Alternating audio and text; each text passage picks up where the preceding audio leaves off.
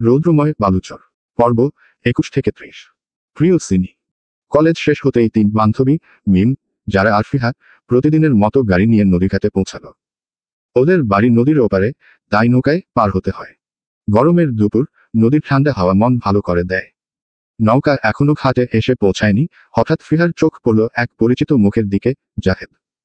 আজকে যে তার জাহেদ খানের সাথে দেখা হয়ে যাবে তা কিছুটা অপ্রত্যাশিত। জাহেদ একটু দ্বিধা নিয়ে ফিহার দিকে এগিয়ে এলো। একটু কথা বলতে পারি তোমার সাথে, আলাদা করে। জাহেদের কণ্ঠে ছিল একরকম সংযত আত্মবিশ্বাস। মিম আর যারা দুজনেই ফিহার দিকে তাকালো প্রশ্নবোধক চোখে। ফিহার মুখে হালকা বিস্ময়, তবে সে হেসে মিম আর যারাকে বলল, তোরা একটু ওই পাশটায় দাঁড়াতো, আমি আসছি। মিম একটু খুশি, একটু কৌতূহলী। যারা কানে কানে বলল, কাল তালহে কিছু হয়েছিল বুঝলি কিছু জানো? যারা, আমারও তাই মনে হয়। মিম হেসে বলল, আমরা কি করব এখন? ওরা কথা বলুক, আমরা তো আঠায় দাঁড়িয়ে থাকতে পারি না। চল অন্য দিকে গিয়ে দাঁড়াই। তাদের কাছে থেকে কিছুটা দূরে এসে দাঁড়ায় মিম আর যারাও হঠাৎ আরমানের বলা কথা মনে পড়ে যায়। তাকে বলেছিল রাতে কলেজ ছুটির পর বটগাছ তলায় দাঁড়াতে, কিন্তু তার মন খচখচ করছে। ওই শয়তান লোকটার সাথে দেখা করতে মন চাই দিচ্ছে না যারার। তারা ধীরে ধীরে কিছুটা দূরে গেল, কিন্তু ফিহা আর জাহেদকে এক চোখে খেয়াল রাখতেও ভুলল না তারা দুজন। ওদিকে জাহেদ বলল, আমি জানি আমরা ঠিক চিনে উঠিনি একে অপরকে, কিন্তু তুমি আমার মনোযোগ কেড়েছ নিয়েছ কটকটি। ফিহা একটু লাজুক, কিন্তু চমকে ওঠার অভিনয় করল না। আপনি ঠিক কি বলতে চাচ্ছেন জাহেদ খান? জাহেদ হেসে বলল, বলতে চাইছি তোমার সাথে দুষ্টু মিষ্টি প্রেম করতে চাই কটকটি। জাহেদের এমন কথায় যেন সে আকাশ থেকে ধপাস করে করেছে। এই হাদারাম জাহেদ খান তাকে ডিরেক্ট প্রপোজ করে ফেল, কিন্তু পাওয়া দিল না ফিহা। রসিকতা করে বলে, দেখেন ভাইয়া, বিয়ে করার বয়সে প্রেমের প্রস্তাব দিয়ে লজ্জা দিবেন না। ফিহার মুখ থেকে ভাইয়া ডাক শুনে চলে যায় জাহেদের। সে কি সুন্দর করে প্রপোজ করলো, তার এই কটকটি তার 12টা বাজিয়ে দিল। হতে এসেছি ছায়া, বানিয়ে দিলে ভাইয়া। সবই কপালের খেলা। ফিহা আর কিছু বলল না। জাহেদের কথাকে এক প্রকার পাওয়া না দিয়ে চলে আসে মিম আর যারা কাছে। ফিহা আসতেই তারা তাকে খুঁচানো শুরু করে, এটা সেটা বলে। যারা, কি জানো? কি কথা হলো? মিম, হ্যাঁ বল, যার সাথে কথা বলতে গেলে ঝগড়া বেঁধে যায় তোর। আর কাল রাতে কি এমন হলো? আজ একেবারে পার্সোনালি ভাবে কথা বলতে চলে আসলো। ফিহা লজ্জা পাচ্ছে। তাদের কথায় গাল লাল হয়ে যায় তার। কি করে বলবে তাদের ওই জাহেদ খান তাকে প্রপোজ করেছে? তার তো লজ্জা করে নাকি? তাই কথা ঘুরাতে বলে, এখন বাড়ি চল। রাতে ফোনে বলল সবটা তোদের। কি রে, লজ্জা পাচ্ছিস মনে হচ্ছে? বলল যারা। হ্যাঁ দেখ আবার কেমন কথা ঘুরাচ্ছে এই ছেমরি, বলল মিম। এখন এই নিয়ে বিরক্ত করলে সত্যি আর বলবো না কিন্তু। চল এখন বাড়ি। কিছুটা রাগ ও লজ্জা মিশ্রিত কণ্ঠে বলে ফিহা। আচ্ছা রাগ করিস না জাহেদ ভাইয়ার, কটকটির দাঁত কেলিয়ে বলে মিম। মিমের দিকে চোখ পাকিয়ে তাকায় ফিহা। আচ্ছা আচ্ছা চল, আর বলবো না এসব মিম। যারা কিছু একটা ভাবে মিম আর ফিহাকে বলে, তোরা দুজন চলে যা, আমি আরো পরে যাব। মিম যারার কথায় অবাক হয়ে বলে, তুই আবার পরে কেন যাবি? এখানে কি কাজ আছে তোর? ফিহাও এবার সুযোগ বোঝে যারার মজা উড়িয়ে বলে, আরে বোঝালি না তুই? গুড নাইট বলেছে বটগাছ তলায় দাঁড়াতে। তাই তো পরে যাবে। ও আচ্ছা, আমি তো ভুলেই গিয়েছিলাম। চল তাহলে আমার চলে যাই, এখানে থেকে আমাদের আর কোনো কাজ নেই ভাই। এই বলে চলে যায় সেখানে থেকে মিম আর ফিহা। বটগাছটা বিশাল, অনেক পুরনো। তার ডালে পাতায় কালের যত্ন, শিকড়ের গভীরে ইতিহাস। এমনকি লোকমুখে শোনা যায়, এই গাছের নিচে অনেক প্রেম শুরু হয়েছে, আবার অনেকে এখানেই ভালোবাসার শেষ দেখেছে। আজ দুপুরের তীব্র রোদেও বটগাছটা যেন নিজের বিশাল ছায়া দিয়ে আশ্রয় দিয়েছে যারাকে। তার চোখে ক্লান্তি, তবুও এক ধরনের শান্ত ধৈর্য। তার কেন যেন মন বলছে, যারা তুই একবার অপেক্ষা করে যা ওই লোকটার সাথে। সে চুপচাপ দাঁড়িয়ে বারবার মোবাইলের স্ক্রিনে তাকায়, সময় দেখে 2টা থেকে এখানে দাঁড়িয়ে আছে, এখন রাত 3টা বেজে 39 বাজে। লোকটা তো বলেছিল তাকে কলেজ ছুটির পর বটগাছের নিচে দাঁড়ানোর জন্য। তাহলে এখনো আসছে না কেন? আরও কিছু সময় অপেক্ষা করে মোবাইলের স্ক্রিনের সময় দেখে। সকাল 4টা বেজে 10 বাজে। যারা একাই দাঁড়াই আছে সেই পুরনো বটগাছটার নিচে। তার মন কত বারণ করলো, যারা তোর দাঁড়ানোর দরকার নেই। লোকটার সাথে তোর কোনো সম্পর্ক নেই, কোন কারণে লোকটার কথা মেনে তুই দাঁড়াবি? কলে হয় লোকটা তোর, কিন্তু যারা মনকে শক্ত করে নিজেই বোঝ নেই হয়তো আমার অপেক্ষা করা প্রয়োজন। মনের কথা না শুনে অপেক্ষা করছে আরমান এর জন্য। ঘড়ির কাঁটা যেন আজ শুধু যারার জন্যই চলে। হয়তো একসময় বিশ্বাস করেছিল আরমান আসবে, অবশ্যই আসবে। সে ব্যস্ত মানুষ, যদিও আসতে দেরি হবে, তাকে যখন বলছে দাঁড়াতে তাহলে আসবে। কিন্তু অনেকটা সময় যাওয়ার পর যখন আরমান আসেন না, তখন যারার বুকের ভেতর শব্দহীন একটা ধাক্কা লাগে। তখন বিশ্বাস নিজেই নিজের কাছে প্রশ্ন তোলে। হাওয়া বইছে ধীরে ধীরে, আর যারা নিজের চোখ চেপে ধরে, যাতে চোখের জল মুখে না নেমে আসে। সে চুপচাপ উঠে দাঁড়ায়, অপেক্ষা থেকে হাঁটা ধরে বাড়ির দিকে ফিরে আসে।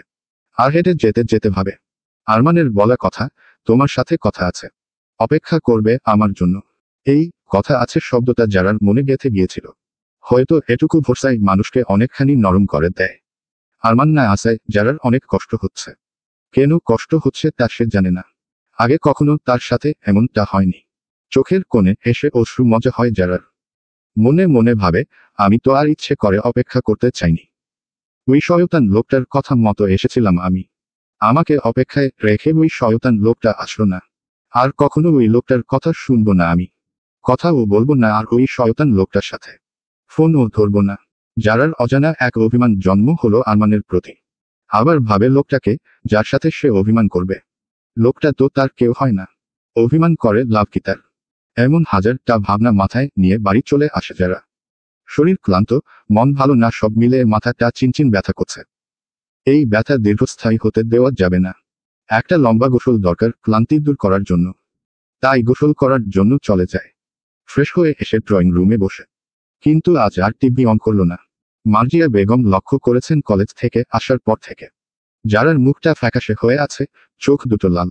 মুখে কোনো কথা নেই, চুপচাপ হয়ে আছে আজ। অন্য দিন তো এসেই জোহানের খোঁজ করে। তাহলে আজ কি হলো? বাড়িও ফিরল দেরি করে। মেয়ের মন খারাপ মার্জিয়া বেগম তা দূর থেকেই বুঝলেন। তিনি ধীরে ধীরে এগিয়ে এসে যারার পাশে বসলেন। কাঁধে হাত রাখলেন স্নেহ করে। কি হয়েছে মা, এমন মন খারাপ কেন? আর আজ কলেজ থেকে আসতে এত দেরি হলো কেন? যারা প্রথমে কিছু বলল না। কি বা বলবে সে? কিন্তু মায়ের কোমল কণ্ঠে কিছুটা সান্ত্বনা পেল যেন। চোখে জল জমে উঠেছে। মার্জিয়া বেগম মেয়েকে নিজের বুকে টেনে নিলেন। সান্ত্বনা দেওয়ার জন্য বলেন, দেখ মা, আমি জানি না তোর মন খারাপ কেন। তুই এখন বড় হচ্ছিস, হাজারটা বাধা আসবে। মানুষ নানা কথা বললে, রাস্তার বখাটে ছেলেরা খারাপ ইঙ্গিত করবে, তাই বলে নিজেকে ফুটবল ভাবা চলবে না। মন খারাপের কারণ যদি না বলতে চাস তাহলে বলতে হবে না। কিন্তু মা সবসময় পাশে আছে তোর। মায়ের কথা শেষ হতেই যারা মাথা উঁচু করে মায়ের মুখের দিকে তাকায়। আচ্ছা তাহলে বসে টিভি দেখ, আমি তোর জন্য তোর পছন্দের খাবার রান্না করে নিয়ে আসছি। কি বলবে যারা? সে তো ঠিক নিজেই জানে না তার মন খারাপ কেন। কিন্তু এটা ঠিক যে আরমান কথা আছে বলে তাকে অপেক্ষা করিয়ে আসেনি বলে মন খারাপ। কিন্তু এটা তো আর মাকে বলতে পারবে? বিষয়টা কেমন অযৌক্তিক। তারপর তিনি মেয়ের প্রিয় খাবার রান্না করতে গেলেন, খিচুড়ি আর বেগুন ভাজি। তিনি জানেন, ছোটবেলা থেকেই এই খাবার যারার মন ভালো করে দেয়। রাত 10টা বাজে। আরমান যারাকে সেই সন্ধ্যা থেকে ফোন করছে। কিন্তু যারা কল ধরছে না। এই পর্যন্ত আরমান যারাকে 200+ কল ও 50টার মতো মেসেজ পাঠিয়েছে। কিন্তু কোনো রেসপন্স আসছে না যারার কাছে থেকে। বারবার এর মতো শূন্য তার চেষ্টা। আরমানের সকালটা শুরু হয় ঘড়ির কাঁটার সঙ্গে দৌড় দিয়ে। কাগজপত্র, মিটিং, ফোন কল, সব মিলিয়ে যেন তার একটুও নিঃশ্বাস ফেলার সময় নেই। ইঞ্জিনিয়ার এসেছে আজ, তাদের সাথে জমি, বিল্ডিং এর নকশা তৈরি নিয়ে ব্যস্তায় কাটে তার। এখানে এটা তাদের নতুন ব্রাঞ্চ, তাই সবকিছু ঠিকঠাক থাকা চাই। অফিস সেটআপ, একটার পর একটা চুক্তি। এই ব্যস্ততার মধ্যেই কোথাও এক কোণে জমে আছে অপরাধবোধ, যারাকে বলা কথা মনে পড়ে তার। এতবার কল, মেসেজ দেওয়ার যখন যারা কোনো প্রতিক্রিয়া দেখাচ্ছে না, আরমান বুঝতে পারে যারার মন খারাপ। মন খারাপ হবে নাই বা কোনো। তার জন্য মেয়েটা কতটা সময় ধরে অপেক্ষা করেছে। সব কাজ কমপ্লিট করে 5টার দিকে আরমান বটগাছ তলায় আসে। কিন্তু যারাকে পায়নি সে, তাই খাটে থাকে দোকানদারকে জিজ্ঞেস করে জানতে পারে যারা প্রায় 2 ঘন্টার মতো তার জন্য অপেক্ষা করছে। আরমান আবারও মোবাইলটা হাতে নিয়ে কল করে যারাকে। শেষ চেষ্টা যাকে বলে। এই কলটা রিসিভ না করলে কাল মজা বোঝাবে সে হাফ ইঞ্চি মেয়েকে। আরমানের শেষ চেষ্টাটা বিফলে যায়নি। কলটা এবার রিসিভ করেছে যারা। তাই সময় ব্যয় না করে তাড়াতাড়ি করে বলে, হ্যালো। আরমান ঘড়ির দিকে তাকিয়ে আবারও মোবাইলটা হাতে তুলে নিল। 10টা 15। সন্ধ্যা থেকে সে একটানা যারাকে কল করে যাচ্ছে। কখনো রিং হয়, কখনো ব্যস্ত টোন, কখনো আবার কেটে দেয়। প্রতিবার কল কাটার পর তার বুকটা হালকা কেঁপে উঠে, যেন একটা অদৃশ্য দেয়াল তার আর যারার মাঝে দাঁড়িয়ে আছে। তবুও কল করেই যাচ্ছে সে। অভিমান কি এমন কঠিন হয়? আবার ফোন করলে সাথে সাথে রিসিভ হয়। হ্যালো হাফ ইঞ্চি মেয়ে। কিন্তু কোনো কথা নেই। যারা, প্লিজ কথা বলো। আমি জানি আমি দেরি করেছিলাম, কিন্তু বিশ্বাস করো, এটা ইচ্ছে করে হয়নি। আমি আজ সারাদিন খুব ব্যস্ত ছিলাম। আমি তোমায় সেই সন্ধ্যা থেকে ফোন করছি, তুমি ধরছো না কেন? আমার রাগ হচ্ছিল, আবার ভয়ও করছিল খুব। আরমান আবার বলল, সরি হাফ ইঞ্চি মেয়ে। অনেকগুলো সরি তোমায়। এমনটা আর হবে না, সত্যি বলছি। যারা কিছু বলছেন না, শুধু মোবাইল কানে ধরে আছে। লোকটা তাকে এভাবে কৈফিয়ত দিবে, সরি বলবে, এতগুলো কল, মেসেজ করবে তা সে আশা করেনি। সে লোকটার পরিচিত বা আপন কেউ না, তাহলে সে ফোন না ধরে এমন অস্থির হচ্ছে কেন? তুমি চুপ করে থাকলে আমি কিভাবে বুঝবো তুমি আমার উপর কতটা অভিমান করেছো? এইবার হালকা একটা নিঃশ্বাস ফেলে। সে কি সত্যি আরমানের উপর অভিমান করছে? কিন্তু তার তো অভিমান করার শোভা পায় না। আরমান কথা মতো আসেনি বলে তো তার কষ্ট পাওয়ার কথা না। তার সাথে তো লোকটার কোনো সম্পর্ক নেই। লোকটার একবার বলা কথায় সে কেন দাঁড়াতে গেল? সে চাইলে নাও দাঁড়াতে পারত। আর এতক্ষণ ওর কল বা মেসেজের উত্তর না করে রেগে থাকার মানে কি সে আরমানের উপর অভিমান করা? তুমি আমার উপর খুব রাগ করে আছো, তাই না? আরমান তপ্ত নিঃশ্বাস ফেলে আবারও বলে, সরি বলছি তো আমি, তাহলে কথা বলছো না কেন হাফ ইঞ্চি মেয়ে? যারার কোনো সারা শব্দ না পেয়ে রাগ উঠে যায় আরমানের। দাঁতে দাঁত খিচে ধমক দিয়ে বলে, কথা বলছিস না কেন বা? হঠাৎ করেই যারা ফুপিয়ে কাঁদতে থাকে। সে কেন কাঁদছে তা সে নিজেও জানে না। কিন্তু আরমান না আসে, সে কষ্ট পেয়েছে। যারা নাক টানতে টানতে অভিমানী কণ্ঠে বলে, আপনি কেন আসেননি? আমি কি নিজে বলছি আপনার সাথে কথা আছে, নাকি আপনি বলেছিলেন? আমি তো ইচ্ছে করে দাঁড়াতে চাইনি। জানেন আমি কতটা সময় ধরে দাঁড়িয়েছিলাম? রাস্তার মানুষজন আমার দিকে কিভাবে তাকিয়েছিল। কথা বলতে বলতে তার গলা কেঁপে উঠছে, নিঃশ্বাস ভারী হয়ে যাচ্ছে। তারপরও সে তার কথা না থামিয়ে বলতে থাকে, আপনি জানেন, আমি আপনার কথা রাখতে শুধু অপেক্ষা করছি। ভেবেছিলাম আমি না দাঁড়ালে আপনি কষ্ট পাবেন। ভেবেছিলাম কোনো জরুরি কথা বলবেন আপনি। আপনি আমার সাথে কথা বলবেন বলে আমাকে দাঁড়াতে বললেন, কিন্তু আপনি আর এলেন না। নিজে দোষ করে এখন আমাকে ধমকাচ্ছেন কেন, শয়তান লোক। আরমান স্তব্ধ। সে কখনো ভাবতে পারেনি তার না যাওয়া নিয়ে এতটা কষ্ট পাবে, অভিমান করবে হাফ ইঞ্চি মেয়ে। যারার এমন অভিমানী অভিযোগ তার হৃদয়ে ভালো লাগার শিহরণ বয়ে যাচ্ছে। এই আনন্দ আরমানের মন চাচ্ছে একটা লুঙ্গি ডান্স দিতে। কি যে ভালো লাগছে তার। তার হাফ ইঞ্চি মেয়ে তার সাথে অভিমান করছে, তার সাথে রাগ দেখাচ্ছে। সে তো এটাই চায়। ঠোঁট কামড়ে হেসে বলে, আমি কে? যার একবার বলা কথায় অপেক্ষা করবে। আমি কে? আমি না যাওয়ায় কষ্ট পাবে, অভিমান করবে। আরমানের কথা শুনে চুপ হয়ে যায় যারা। শব্দটা বুকের মধ্যে কেঁপে কেঁপে বাজে। আমি কে? সত্যিই তো লোকটাকে। সে কিছু বলে না, কোনো কথা ছাড়াই কলটা কেটে দেয়। চোখের পলকে হালকা কাঁপন, ঠোঁট শক্ত করে বন্ধ করে রাখে। আর মনের ভেতর তখন চলতে থাকে এক নীরব, গভীর, আবেগে ডুবে থাকা বাণী। আমি তো সত্যিই জানি না এই মানুষটাকে। তবু তার না আসায় বুকটা এত ভারী হয়ে গেল কেন? যারা চোখ মেলে তাকায় জানালার বাইরে। চাঁদটা আজ যেন একটু বেশি ফাঁকা ফাঁকা লাগে। একটুখানি দম নিয়ে আবার নিজেকে জিজ্ঞেস করে, বলদ যারা তুই কেন কষ্ট পেয়েছিস, অভিমান কেন করছিস তুই লোকটার উপর? লোকটা না আসে বেকলের মতো কান্না করতে গেলি কেন? আমি নিজেকেই বুঝতে পারছি না, আমি কষ্ট কেন পেলাম? একটু চুপ করে নিজেকে প্রশ্ন করে। সে বলল, আমি কে? কিন্তু প্রশ্নটা তো আমার। সে কে? হিসাব মেলাচ্ছে যারা, কিন্তু পারছেন না, গোলমেলে হয়ে যাচ্ছে। নিজেই নিজেকে হাজারটা গালি দিচ্ছে। রাগে চুল ছিঁড়তে মন চাচ্ছে তার। রাগে দুঃখে নাকমুখ থেকে কাঁথা মুড়ি দিয়ে শুয়ে পড়ল। সকাল 8টা। হালকা রোদের মধ্যে ধোয়ার কুয়াশা ছড়িয়ে আরমান খাট থেকে কিছুটা দূরে দাঁড়িয়ে সিগারেট খাচ্ছিল। তার চোখে ক্লান্তি, অথচ ঠোঁটে একরকম উদাস হেসে থাকা। এই সময়ই কলেজগামী 3 বান্ধবী, যারা, মিম আর ফিহা, কলেজের উদ্দেশ্যে খাটের দিকে যাচ্ছে। যারা চোখ পড়েছিল আরমানের দিকেই। আরমান যারার জন্যই দাঁড়িয়ে আছে এখানে। যারাকে দেখে আরমান তার দিকেই তাকিয়েছিল। আরমান লক্ষ্য করে যারা তার দিকে তাকিয়ে ও মুখ ফিরিয়ে নেয়। যারা আরমানকে দেখেও কিছুটা না দেখার ভঙ্গিতে মুখ ফিরিয়ে নেয়। ফিহার হাত শক্ত করে চেপে ধরে নৌকায় উঠে যায়। বাকিরাও তার সাথেই তাল মিলিয়ে যায়। আরমান নিঃশব্দে ধোয়া ছেড়ে একটু হেসে ফেলে। বাপরে কি পরিমাণ রাগে আছে! লাইসেন্স পাওয়ার আগেই এমন রাগ দেখায়, লাইসেন্স পাওয়ার পর কি করবে এই হাফ ইঞ্চি মেয়ে? মনে মনে বলে সে। দুপুর 12টা। যারাদের আরো 2টা ক্লাস আছে, তারপর ছুটি কলেজ। কিন্তু 3 বাটপার মিলে ক্লাস ফাঁকি দিয়ে ক্যান্টিনে বসে আছে। টেবিলে সিঙ্গারা, চপ, পেঁয়াজু, কোলার সাথে কথার ঝুড়ি নিয়ে আড্ডায় মেতেছে তারা। মিম সিঙ্গারা কামড় দিয়ে বলে, এইটা বুঝি লাইফ। ক্লাস কামাই, ক্যান্টিনে সিঙ্গারা আর প্রেমের গরম খবর। যারা পেঁয়াজ মুখে পুরে বলে, তুই না খালি খাইতেই আসিস। আগে ফিহার মুখের প্রেমের খবর শুন। আরে ভালো কথা মনে করিয়েছিস তুই জানু। এই ছেমরি কত তাড়াতাড়ি কাল জাহেদ ভাইয়া তোকে কি বলেছিল? ফিহা আস্তে করে লাজুক হেসে বলে, বলবো কিন্তু হাসতে বা আমাকে নিয়ে মজা করবি না বল। মিম চোখ শুরু করে, সিঙ্গারা নামিয়ে বলে, আরে কছেরি, আমরা ভালা মানুষ, মজা নিতে পারি না। জানি কত ভালা মানুষ তোরা, বদবেডি মানুষ। ফিহা মুখে লজ্জা লজ্জা ভাব নিয়ে বলে, জাহেদ খান আমাকে প্রপোজ করছে কাল। ফিহার কথা শুনে মিম আর যারা কোলে গিলে ফেলতে গিয়ে কাশি উঠে যায়। কাশতে কাশতে মিম বলে, কি, জাহেদ ভাইয়া তোকে প্রপোজ করেছে? এটা হতে পারে না, তুই মিথ্যা বলছিস। যার সাথে কথা বলতে গেলেই তুই ঝগড়া করিস, সে তোকে প্রপোজ করবে? দেখলি তাহলে সেদিন রাতে কিছু একটা হয়েছে। সন্দেহটা ঠিক ছিল আমাদের, বলল যারা। মিম এবার যারাকে চোখ টিপ দিয়ে বলে, চুরকে সম্মানহীন থেকে বাঁচাতে গিয়ে ধপাস করে প্রেম হয়ে গেছে। বিষয়টা এমন হলো না মানে, তুই যারে ঝাড় দিস গালি দিয়া, সেই তোরে বলছে ভালোবাসি ফিহা। এই হইছে নতুন লেভেলের প্রেমে পড়ার টেকনোলজিসা। ফিহা লাজুক গলায় বলে, জাহেদ খান আমার সাথে দুষ্টু মিষ্টি প্রেম করতে চাই। বলেই হাত দিয়ে ফিহা মুখ এঁকে ফেলে লজ্জায়। মিম বলে, জানু তোর প্রেম তো দেখতেছি, ঝগড়া দিয়ে শুরু, সিঙ্গারা ফুরা দিয়ে শেষ।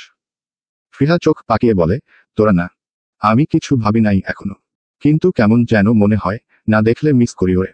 যারা পেপসি খেতে খেতে বলে, মিস করিস মানে ঝগড়ার অভাব ফিল করিস, এই তো সত্যি প্রেম। ফিহা হেসে বলে, তুমি আমায় নিয়ে মজা নিও না জানো, তুমিও কিন্তু বদগাছ। Good night, good night.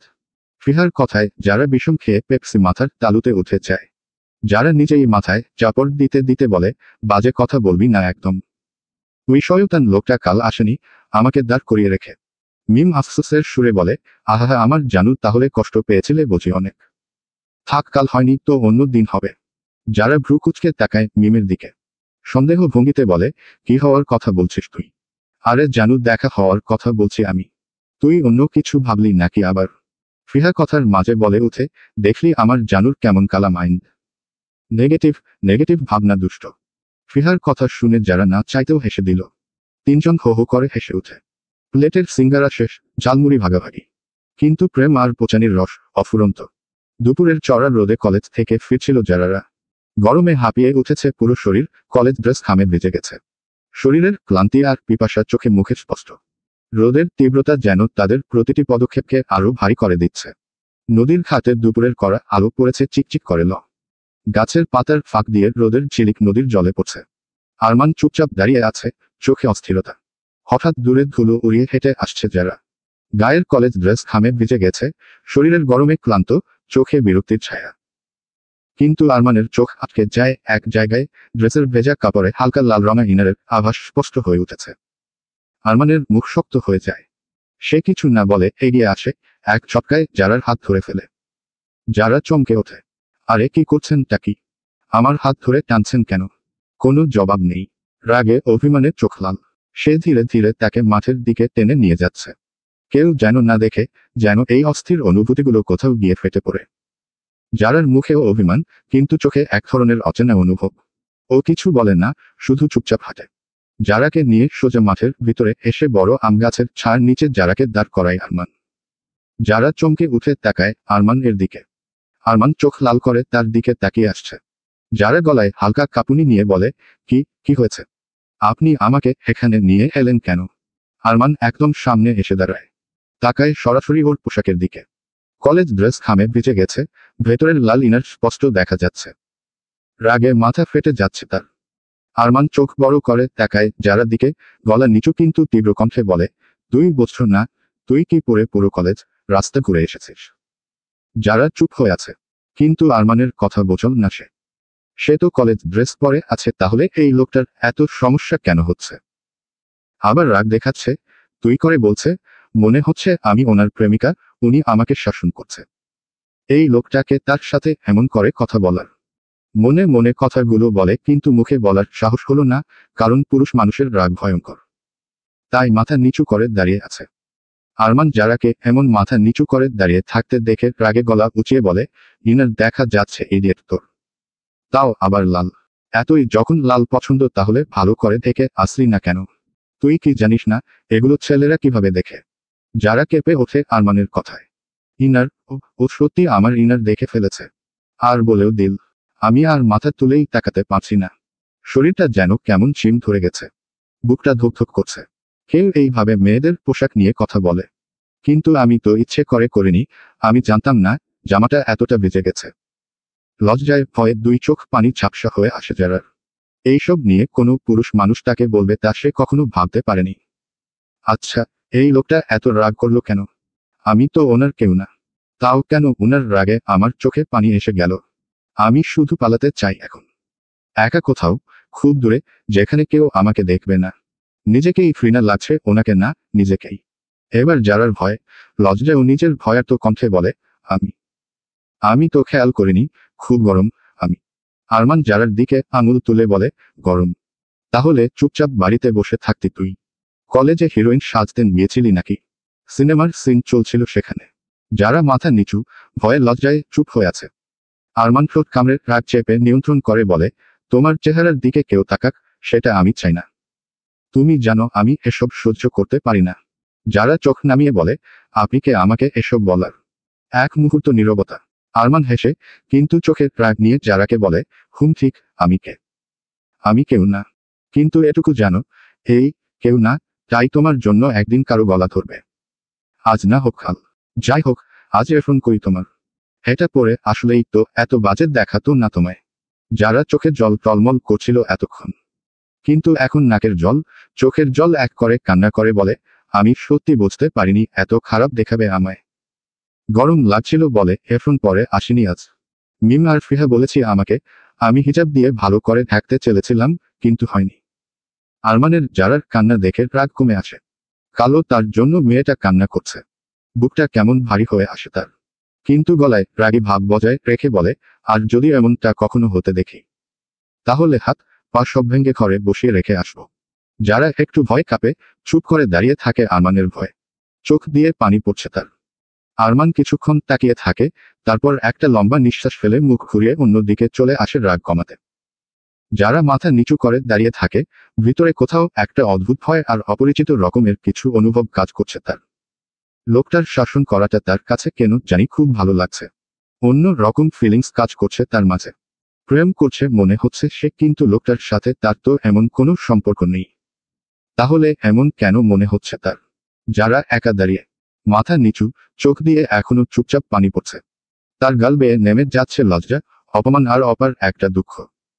Arman কিছুদূর গিয়ে থেমে যায়। তার রাগ ধীরে ধীরে গিলে নিচ্ছে অপরাধবোধ। সে ঘাড় ঘুরিয়ে তাকায়, যারার কাঁধ কাঁপছে। যারা কাঁদছে। তার বুকের ভেতর যেন কিসের ছ্যাঁকা লাগে। আরমান নিজের মনেই বলে, আমি কি আবারও হাফ ইঞ্চি মেয়েকে কাঁদিয়ে ফেললাম? আমি কি বেশি বলে ফেললাম, যার জন্য এখনো কান্না করছে? সে ধীরে ধীরে যারার কাছে আসে। পা টিপে টিপে। এক হাতে পকেট খোঁজে। আর এক হাতে চুলে বারবার হাত বোলায়, অস্বস্তিতে। পকেট থেকে দুইটা বড় কিটক্যাট বের করে। আরমান নরম গলায়, হালকা হেসে বলে, এই, কান্না স্টপ। এই কিটক্যাট দুইটা ধরো। আমি কাল না আসায় কষ্ট পেয়েছো বলে এই দুইটা এনেছিলাম তোমায় সরি বলবো বলে। যারা কিছু বলে না, চোখ মুছে অন্যদিকে তাকিয়ে থাকে। যার মানে সে নিবে না এই চকলেট। আরমান চুপ করে কিটক্যাট সামনে ধরে বলে, নাও, রাখো। প্লিজ না বলো না। আর চকলেট খেয়ে ভুলে যাও আমি কি বলেছি। যারা চোখ নামিয়ে, গলায় কাঁপুনি নিয়ে বলে, আপনি খুব খারাপ। আপনি আমাকে হে কথাগুলো কিভাবে বলতে পারলেন শয়তান লোক? এখন চকলেট দিয়ে খুশ দিচ্ছেন। আরমান যারার কথার মধ্যেই বাধা দিয়ে, সরি। 100 বার না, 1000 বার সরি। আমি মাথা ঠিক রাখতে পারিনি। আমি তোমার দিকে কারো বাজে দৃষ্টি সহ্য করতে পারি না, যদিও আমি তোমার কেউ না। যারা তাকায়, প্রথমবার আরমানের চোখের দিকে। আরমান নরম গলায়, এটা সত্যি আমি তোমার কেউ না। কিন্তু ভবিষ্যতের কথা ভেবে এখন থেকেই আমি কেয়ার করছি, মানজারা। এই কেয়ারটাই রাগ হয়ে গিয়েছিল। কিন্তু তুমি কাঁদতে দেখে নিজের ওপরই রাগ হচ্ছে এখন। প্লিজ, ক্ষমা করো। আর এখন এই কিটক্যাট দুটো খাও। একটার নাম সরি, আরেকটার নাম মাফ করে দাও।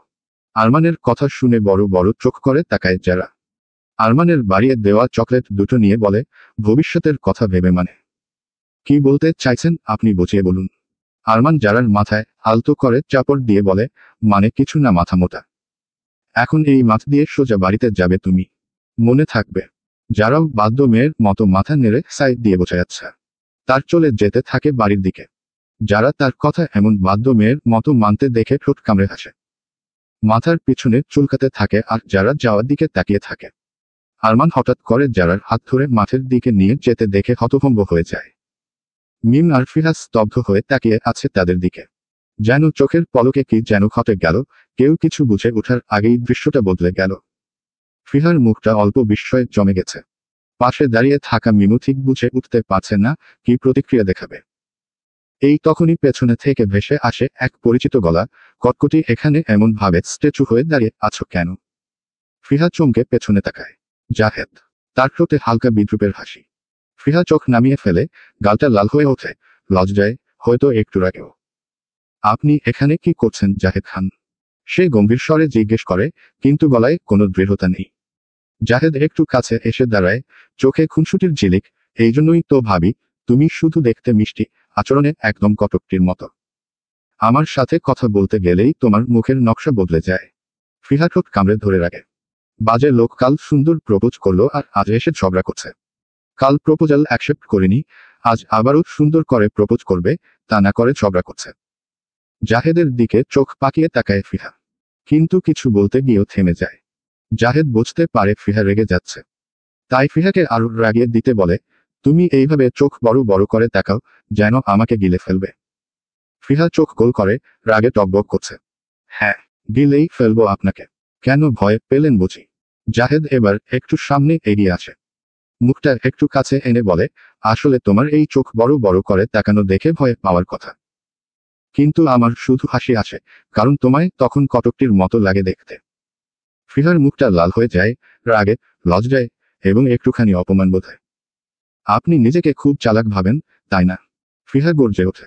জাহেদ হেসে বলে, না, আমি চালাক না। আমি শুধু তোমার রাগ দেখার সুযোগ খুঁজি।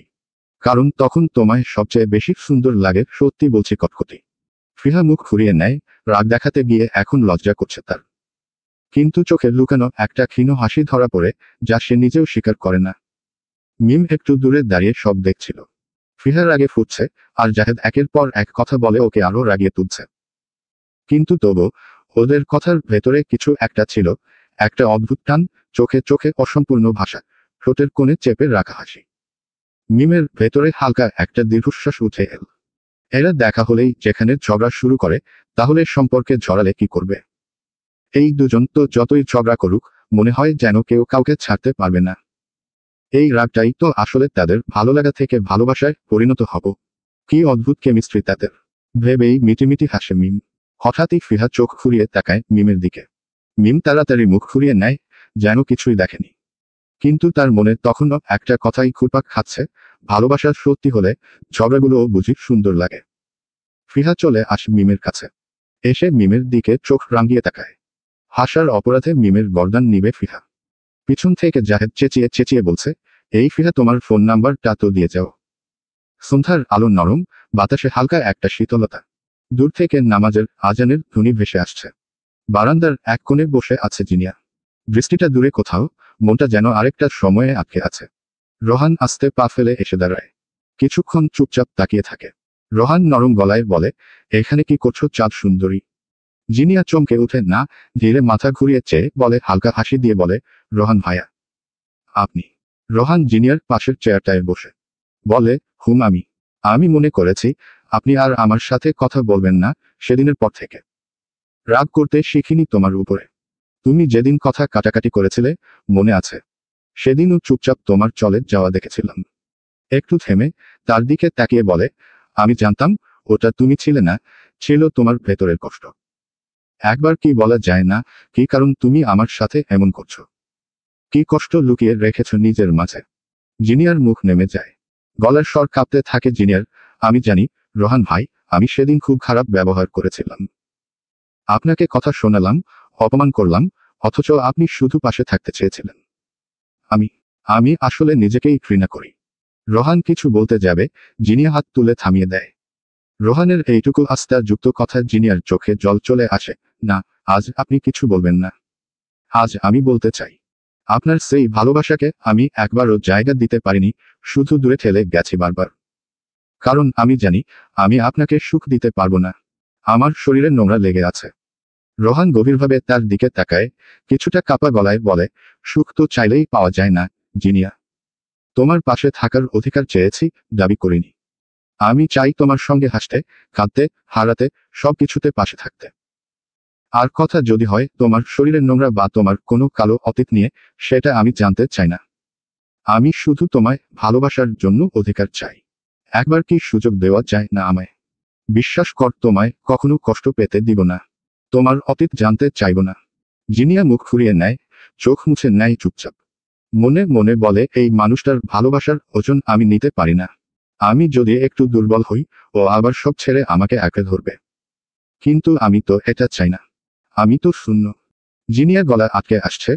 রোহান ভাই, আমি আপনার কাছে ক্ষমা চাইছি। সেদিনের জন্য, আর এতদিন ধরে আপনাকে কষ্ট দেওয়ার জন্য। রোহান কিছুটা ব্যথা নিয়ে চুপ থাকে। মনে হয় কিছু বলবে, কিন্তু নিজেকে থামায়। জিনিয়া চোখ নামিয়ে বলে, আমি চাই না আপনি আমায় ভালোবাসুন। আমি চাই না আপনি আমার জন্য অপেক্ষা করুন। আমি চাই না আপনার চোখে একদিন আমায় না পাওয়ার আক্ষেপ থাকুক। নিজের জীবন গুছিয়ে নিন। সে ধীরে উঠে দাঁড়ায়। জিনিয়া কাপা কণ্ঠে আবারও বলে, শেষ একটা আবদার করব, রাখবেন আপনি?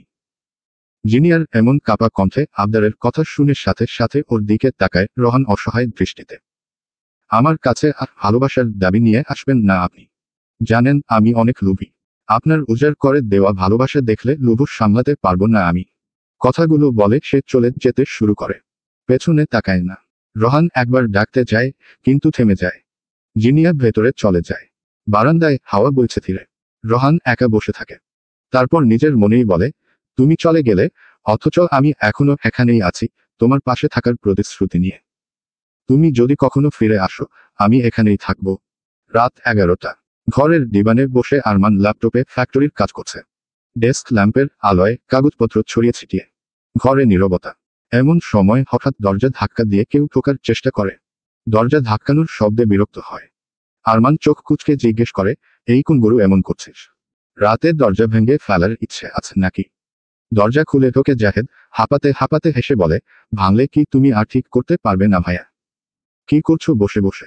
আরমান বিরক্ত হয়ে বলে, প্রেমালাপ করছি তোর ভাবির সাথে। যা, এখন বিরক্ত করিস না।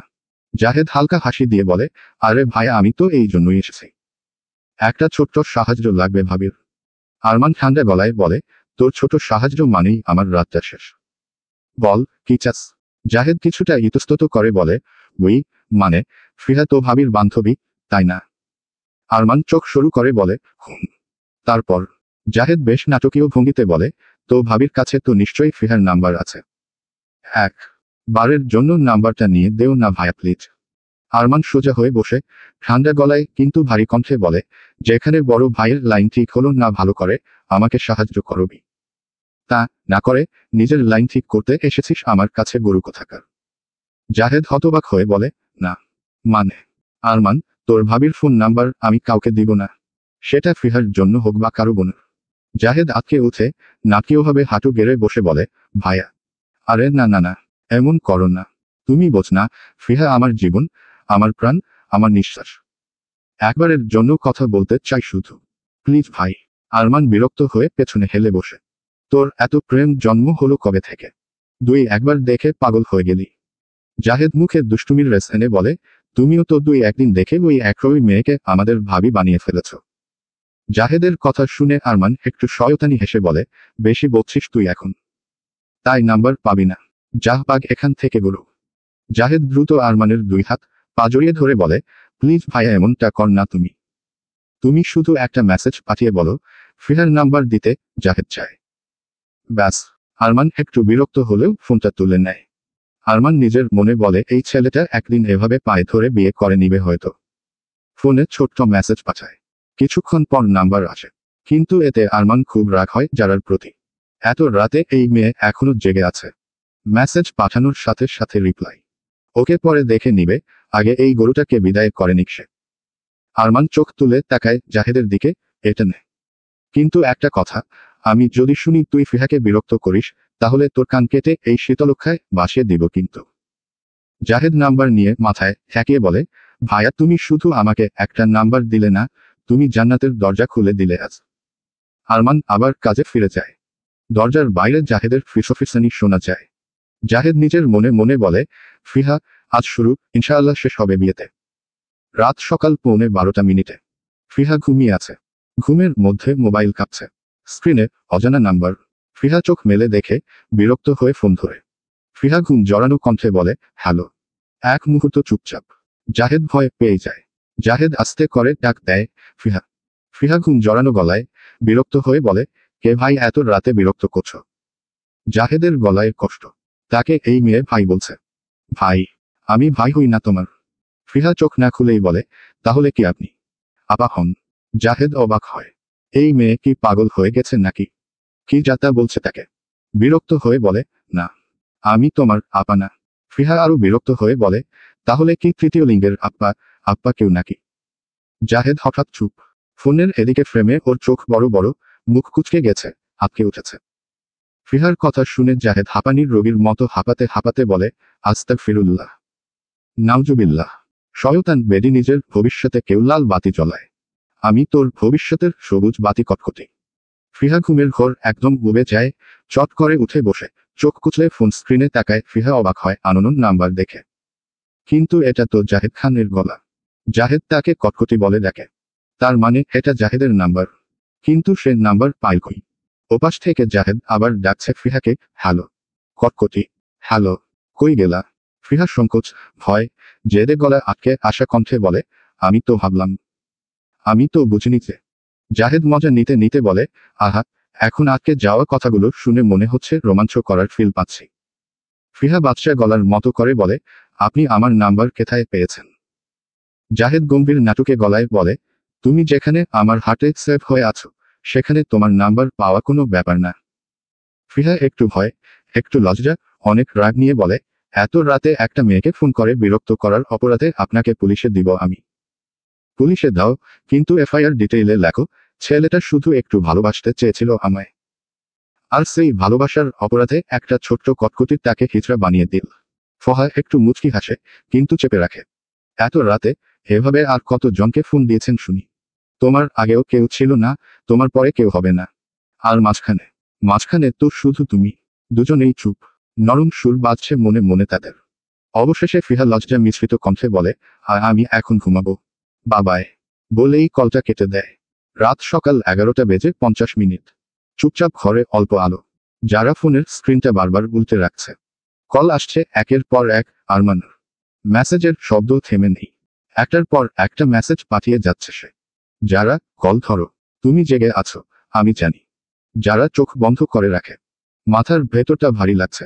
এই লোকটা ফোন দিলেই কেন তাকে তুলতে হবে? এত রাতে এত চাপ কেন দিচ্ছেন উনি আমাকে? কোনো সম্পর্কবিহীন মানুষের সাথে এভাবে কেউ অধিকার ফলায়? হঠাৎ নতুন মেসেজ আসে। এইবার আরমান আর ভদ্রতার জায়গায় নেই। রাগ, অভিমান আর অধিকার মিশে গিয়ে আগুনে পরিণত হয়েছে। বা ওর দিচ্ছিস না কেন? এত রাতে কোন নাগরের সাথে কথা বলছিস তুই? আমার কল, মেসেজের উত্তর দিচ্ছিস না। মেসেজগুলো পড়েই যারার চোখ কপালে। রাগে শরীর কাঁপতে থাকে।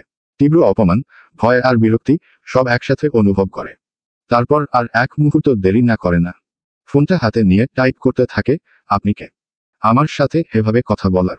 কোনো সম্পর্কবিহীন মানুষের সাথে এভাবে কথা বলে অসভ্য লোক। তুইতকারি করে চড়িয়ে নিয়ে কথা বলছেন কোন অধিকারে আপনি? একবার ভালো করে কথা বলেছি বলে মাথা কিনে নিয়েছেন। মেসেজটা পাঠিয়ে যারা আরমানকে ব্লক করে দেয়। ফোনটা এবার একেবারে নিস্তব্ধ। আরমান যারার সেই শেষ মেসেজটাই পড়ে থেমে যায়। রাত দুপুর 12:20। যারার ব্লক করে দেওয়ার পর কিছু সময় আরমান নিঃশব্দ ছিল। তারপর আচমকা যেন বিস্ফোরণ। ফোনটা ছুঁড়ে ফেলে দেয় বিছানায়। টেবিলের পাশে থাকা পানির বোতল, ফাইল, ঘড়ি সব ছুঁড়ে ফেলে দেয় মাটিতে। আরমান চিৎকার করতে চায়, কিন্তু গলায় যেন কিছু আটকে গেছে। দরজা লাগিয়ে ধপ করে বসে পড়ে মেঝেতে। সিগারেট বের করে আগুন ধরায়। ধোয়া ছাড়ে, রাগে, অপমানে, না পাওয়ার যন্ত্রণায়। সত্যি তো আমি কে? তার সাথে এত অধিকার ফলাবার, বাজে কথা বলার। কিন্তু আমি তো ওকে ভালোবাসি। নিজের মুখে বলেই যেন নিজের মুখে থাপ্পড় মারে। ঘুষি মারে দেয়ালে। একটু রক্ত আসে, কিন্তু তার চেয়ে বেশি ছড়ে পড়ে ভেতরের ক্ষোভ। রাতটা কাটে ঘর ভেতর, ভাঙা জিনিসের শব্দে, আর একরাশ অপরাধ বোধে। সকাল সকাল 8:02। যারা আর তার দুই বান্ধবী কলেজের উদ্দেশ্যে রওনা দিয়েছে। যারা শান্ত, কিন্তু চোখে মুখে এক ধরনের ঠান্ডা কষ্ট। পেছনের রাতের ঘটনাটা এখনো মন থেকে মুছে যায়নি। ঘাটের কাছে হঠাৎ করেই যারা দেখে আরমান দাঁড়িয়ে আছে। চোখ লাল, গালের পাশে একটা আঁচড়ের দাগ, কাপড় একটু এলোমেলো। হাতে সিগারেট ছিল, কিন্তু তাকে দেখে সেটা ছুঁড়ে ফেলে দেয় পেছনে। আরমান এগিয়ে আসে তাদের দিকে। কিছু বলতে চায় সে, কিন্তু যারা আরমানকে দেখে এক পা পিছিয়ে যায়। তাদের সামনে আরমানকে দাঁড়িয়ে থাকতে দেখে ফিহা জিজ্ঞেস করে, ভাইয়া আপনি এখানে কিছু বলতে চান? যারা হঠাৎ ঠান্ডা গলায় বলে, ফিহা চল তাড়াতাড়ি, আমাদের দেরি হয়ে যাচ্ছে। আরমান তাকিয়ে থাকে যারার দিকে, চোখে একরাশ অনুনয়, কণ্ঠে কিছু বলার চেষ্টা। হাফ ইঞ্চি মেয়ে, একটু শোনো প্লিজ। কিন্তু যারা তাকায় না। হাঁটতে হাঁটতে নিজের মনে ফিসফিস করে বলে, যে মানুষ আমার চড়িয়ে নিয়ে কথা বলে, কোনো সম্পর্ক ছাড়া তুইতকারি করে, তার সাথে আমার কোনো কথা থাকতে পারে না। আরমান দাঁড়িয়ে থাকে নীরব হয়ে। সেই মুহূর্তে ওর মাথার ভেতর একটাই কথা ঘুরে ফিরে বাজে, আমি তো ওকে ভালোবাসি, তাহলে কি করে পারলাম তাকে এত কষ্ট দিতে, বাজে কথা বলতে। যারা চলে যায়, আরমান দাঁড়িয়ে থাকে খাটে, হাতে আগুন নিভে যাওয়া সিগারেটের ছাই, আর মনে এক অব্যক্ত পোড়া গন্ধ। কলেজ চত্বরে আলো ছাড় খেলা, বাতাসে হালকা ঠান্ডা ভাব। কলেজ ছুটির পর 3 বান্ধবী মাঠ দিয়ে হাঁটছে, কিন্তু যারার চোখে মুখে গুমোট একটা অন্ধকার। মুখে কোনো কথা নেই, চোখে ঝাপসা ক্লান্তি। মিম আর ফিহা দুই পাশে হাঁটছে, কিন্তু তেমন কিছু বলছে না। যারার মুখ দেখে ওরা বুঝে গেছে, ভেতরে কিছু একটা ঠিক নেই। মাঠের এক কোণে এসে হঠাৎ যারা দাঁড়িয়ে যায়, মাথা নিচু। মিম ধীরে ধীরে বলে ওঠে, যারা, তোর মুখটা এমন শুকনো কেন? কি হয়েছে? রাতে ঠিকঠাক ঘুমাসনি নাকি? যারা চুপ। ফিহা আরো কাছে গিয়ে বলে, তুই কথা বলছিস না কেন যেন? দেখ, আমাদের থেকে কিছু লুকাস না। যারা কিছু বলতে গিয়েও থেমে যায়। হঠাৎ করে চোখ ফেটে জল চলে আসে। সে মুখ ঘুরিয়ে কান্না চাপতে চায়, কিন্তু পারে না। কেঁদে ফেলে। মিম আর ফিহা ভ্যাবাচাকা খেয়ে যায়। মিম ঘাবড়ে গিয়ে বলে, যারা প্লিজ কাঁদিস না, বল কি হয়েছে? ফিহা উত্তেজিত গলায় বলে, আরমান ভাইয়াকে তুই আজ এমন করে এড়িয়ে আসলি কেন? কাল তোকে ওইভাবে নিয়ে গিয়ে কিছু বলেছিল। যারা মাথা নাড়ে। যারা মাটির দিকে তাকিয়ে চোখ মুছে ধীরে বলে, না, কিছু বলেনি। কিন্তু মিম, তাহলে? যারা অভিমানে ভাঙা গলায় বলে, কাল রাতে আমাকে অনেকগুলো কল, মেসেজ দিয়েছিল, কিন্তু আমি কোনো উত্তর দেয়নি। কেন দিব? উনি কল দিলেই আমাকে ধরতে হবে কেন? উনি কে? আমি রিপ্লাই না দেওয়ায় যা মেসেজ করে পাঠায়, এটা দেখে আমি হতবাক। ফিহা চিন্তিত হয়ে, কি বলেছে? যারা কান্না চেপে গলা শক্ত করে বলে, এত রাতে আমি কোন নাগরের সাথে কথা বলছি, যে উনার কল মেসেজের ওর দিচ্ছি না। আমার চরিত্র নিয়ে কথা তুলেছে, বুঝছিস? মিম রেগে বলে, কি? এই কথা বলছে তোকে? 2-3 দিনের পরিচয়, আর এত বড় কথা? যারা চোখ মুছে গম্ভীর গলায় বলে, লোকটা খুব খারাপ, বাজে লোক, শয়তান লোক, খবিশ লোক একটা। আরমানকে ইচ্ছে মতো বকে, আবারও বলে, আমিও তাকে ব্লক করে দিয়েছি। কেন এত অধিকার ফলাবে আমার উপর? কোন সম্পর্কের ভিত্তিতে তিনি আমার সাথে এমন করবে? এমন আচরণ করে যেন আমি তার প্রেমিকা গালি। ফিহা, কিছু গোলমেলে লাগছে। যারা ঠোঁট কামড়ে ধরে দাঁড়িয়ে থাকে তাদের পাশে। মিম নরম গলায় বলে, আর এখন আবার আসছে দম করতে, তাই না? যারা হালকা হেসে চোখে অশ্রু নিয়ে বলে, হ্যাঁ, তখন দেখলি না কলেজে আসার সময় পেছনে ঘুরছে। চোখে মুখে, আমি ভুল করেছি টাইপ অভিব্যক্তি। ফিহা, যাই বলিস না কেন, আমার মনে হয় আরমান ভাইয়া যারাকে পছন্দ করে। যারা চোখ তুলে ফিহার কথায় চমকে উঠে। যারা স্থির গলায় বলে, কি সব যাতা বলছিস? 2-1 দিনের দেখা হওয়া মানুষকে কিভাবে পছন্দ করতে পারে? মিম সন্দেহভরা কণ্ঠে ধীরে ধীরে বলে, জানো আমারও কেন যেন মনে হচ্ছে আরমান ভাইয়া তোকে পছন্দ করে। যারা মুখ ঘুরিয়ে নেয়, বিরক্ত অভিমানী একটানা কণ্ঠে বলে, এসব যুক্তিহীন কথা আমার সামনে বলবি না তোরা। ফিহা শান্ত গলায়, যারা রাগ করিস না, কিন্তু আমরা তো গত দিন দেখেছি আরমান ভাইয়া হাতে দাঁড়িয়ে থাকে। কাল আবার তোকে কেমন করে নিয়ে গেছে নিজের সাথে, মনে হচ্ছে কেউ তার সম্পদের দিকে চোখ দিয়েছে। যারা মাথা নিচু করে, চোখে মুখে অসহায় অভিমান। যারা ভাঙা গলায়, যদি পছন্দ করেই, তাহলে সেই মানুষটা এমন কথা বলে কিভাবে? মিম, সবাই ভুল করে যারা। ফিহা তখন একটু চুপ করে থেকে হালকা হাসে। ফিহা চ্যালেঞ্জের মতো করে বলে, ঠিক আছে, তাহলে একটা কথা শুন। যদি সত্যিই আরমান ভাইয়া তোকে পছন্দ করে, তাহলে আজ কলেজ ছুটির পর তোকে দেখার জন্য, তোর সাথে একবার কথা বলার জন্য ঘাটে দাঁড়িয়ে থাকবে। যদি দাঁড়ায়, তাহলে তুই বুঝে নিবি ওর অনুভূতি সত্যি ছিল। আর যদি না থাকে, তাহলে যা বলেছিস ঠিক তাই ধরে নেব। মিম ফিহার কাঁধে হালকা ধাক্কা দিয়ে বলে, আমাদের ফিহার এসব নিয়ে অনেক অভিজ্ঞতা আছে দেখছি। তুইও কি এইভাবে জাহেদ ভাইয়ার পরীক্ষা নিস? যারা চুপ করে যায়, কিছু বলে না। শুধু বাতাসে চোখ রাখে, তার মনেও একটা অজানা কাঁপুনি। সত্যিই কি আরমান আসবে? Dash dash dash dash dash. সারাদিন ক্লাসের মধ্যেও যারার মন বারবার ছুটে গেছে একটাই জায়গায়, ঘাত। ফিহার বলা কথাটা যেন বারবার কানে বাজছে। যদি সত্যিই পছন্দ করে, তাহলে আজ ছুটির পর ঘাটে দাঁড়িয়ে থাকবে। তোকে একবার দেখার জন্য, তোকে একবার কথা বলার জন্য। বেলা গড়িয়ে দুপুর হলো। কলেজ ছুটি হলো। পিঠে ব্যাগ, মুখে অভিমান, বুকের ভেতর একরাশ জল ভাটা নিয়ে যারা ধীরে ধীরে এগিয়ে গেল ঘাটের দিকে। পা চলছিল, কিন্তু মনের ভেতরে হাজারো প্রশ্ন আসবে। ঘাটের গাছগুলোর ছায়া লম্বা হয়ে পড়েছে নদীর গায়ে। বাতাসে হালকা গন্ধ, অপেক্ষার, না বলা কথার। নৌকায় দাঁড়িয়ে ঘাটের শেষ মাথাটা চোখে পড়ল যারার। চোখ আটকে গেল। সে সত্যি দাঁড়িয়ে আছে। আরমান। চোখে লাজুক অনুতাপ, হাতে কিছু নেই, কেবল মুখে গুছিয়ে রাখা কিছু শব্দ, আর চোখে ভরা সত্যি অনুভূতি। আরমান ধীরে পা বাড়ায়। মুখ নিচু। আরমান ধীরে ধীরে এগিয়ে আসে। চোখে অনুতাপ, মুখে কথা জমে আছে। যারা পেছনে ফিরে চলে যেতে চায়। আরমান তাড়াতাড়ি করে যারাকে পিছু ডাকে। গলায় অনুতপ্ততা মিশে আছে, হাফ ইঞ্চি মেয়ে। শোনো, শুধু একবার। যারা থামে না, হাঁটতে থাকে আরো জোরে। আরমান অবিরত বলতে থাকে, প্লিজ, ডন, কি গো। Just listen to me once, যারা, প্লিজ। যারা ঠোঁট শক্ত করে বলে, কি সমস্যা আপনার, রাস্তায় এমন বখাটে ছেলেদের মতো করছেন। আরমান গলায় কাঁপুনি নিয়ে বলে, আমি কাল ওইসব বলতে চাইনি। মাথা খারাপ হয়ে গিয়েছিল তুমি ফোন ধরছিলেন না দেখে। ভয় পেয়ে গিয়েছিলাম তুমি যদি অন্য কাউকে পছন্দ করো। যারা ধীরে ঘুরে তাকায়। চোখে অশ্রু, কিন্তু কণ্ঠে শক্তি, তাহলে পছন্দ করলেই বা আপনার কি? আপনি কে হন আমার? আপনি এত অধিকার দেখান কেন? আরমান চুপচাপ মাথা নিচু করে বলে, আমি জানি না। আমি কে, জানি না অধিকার কোথা থেকে এলো, শুধু এটা জানি, তুমি আমার। আর কারো না। যারা থমকে যায়। চোখের পলক পড়ে না। আরমান ধীরে হাত বাড়ায়, যারার হাতে কিছু তুলে দেয়, এক গুচ্ছ ছোট ছোট চকলেট, আর ভাঁজ করা একটা চিরকুট। চকোলেটগুলোর গায়ে ছোট করে সাঁটানো কাগজে লেখা। একটা করে সরি, তোমার হাসির জন্য। চিরকুটটা কাপা হাতে খোলে যারা। চিঠিতে লেখা। যারার হাতের মুঠোয় ভাঁজ করে ধরা ছিল একটা চিঠি। মুখটা অদ্ভুত রকমের অস্বস্তিতে ভরা ছিল, গলার স্বরটাও যেন কেমন কেঁপে উঠছিল তার। চিঠিতে কি থাকতে পারে? সে চিঠিটা হাতে তোলার আগেই পেছনে থেকে কে যেন বলল, ও মা। চিঠি। দেখি কি লেখা আছে এতে। মিম আর ফিহা, চিরচেনা দুটো মুখ, চিরচেনা দুষ্টুমি। চিঠিটা ওদের চোখে পড়তেই যেন আগুনে ঘি পড়ল। কেড়ে নিল এক ঝটকায়। দে দেখি, তোর জন্য কি প্রেমপত্র লিখছে নাকি আরমান ভাইয়া? মিম হেসে উঠল। ফিহা ততক্ষণে চিঠির একপাশ ধরে ফেলেছে। দুজনের মধ্যে দস্তাদস্তি শুরু হলো। যারা কিছু বলতে যাচ্ছিল, হাত বাড়িয়ে থামাতে চাচ্ছিল, কিন্তু সব যেন খুব দ্রুত ঘটে গেল। চিঠিটার ভাঁজ ছিঁড়ে গেল। কিছু লেখা ছিঁড়ে পড়ে গেল মাটিতে। বাকিটা ফিহার হাতেই কুঁচকে রইল। এক মুহূর্তে যেন সময় থেমে গেল। যারা শুধু তাকিয়ে রইল চিঠির ছেঁড়া টুকরোগুলোর দিকে। কি লেখা ছিল, কেনই বা তাকে এটা দিল, সবই এখন অজানা। সেই না পড়া শব্দগুলো চিরতরে হারিয়ে গেল। সে কিছু বলল না। চোখে একটা ফাঁকা দৃষ্টি নিয়ে মাটির দিকে তাকিয়ে রইল কিছুক্ষণ।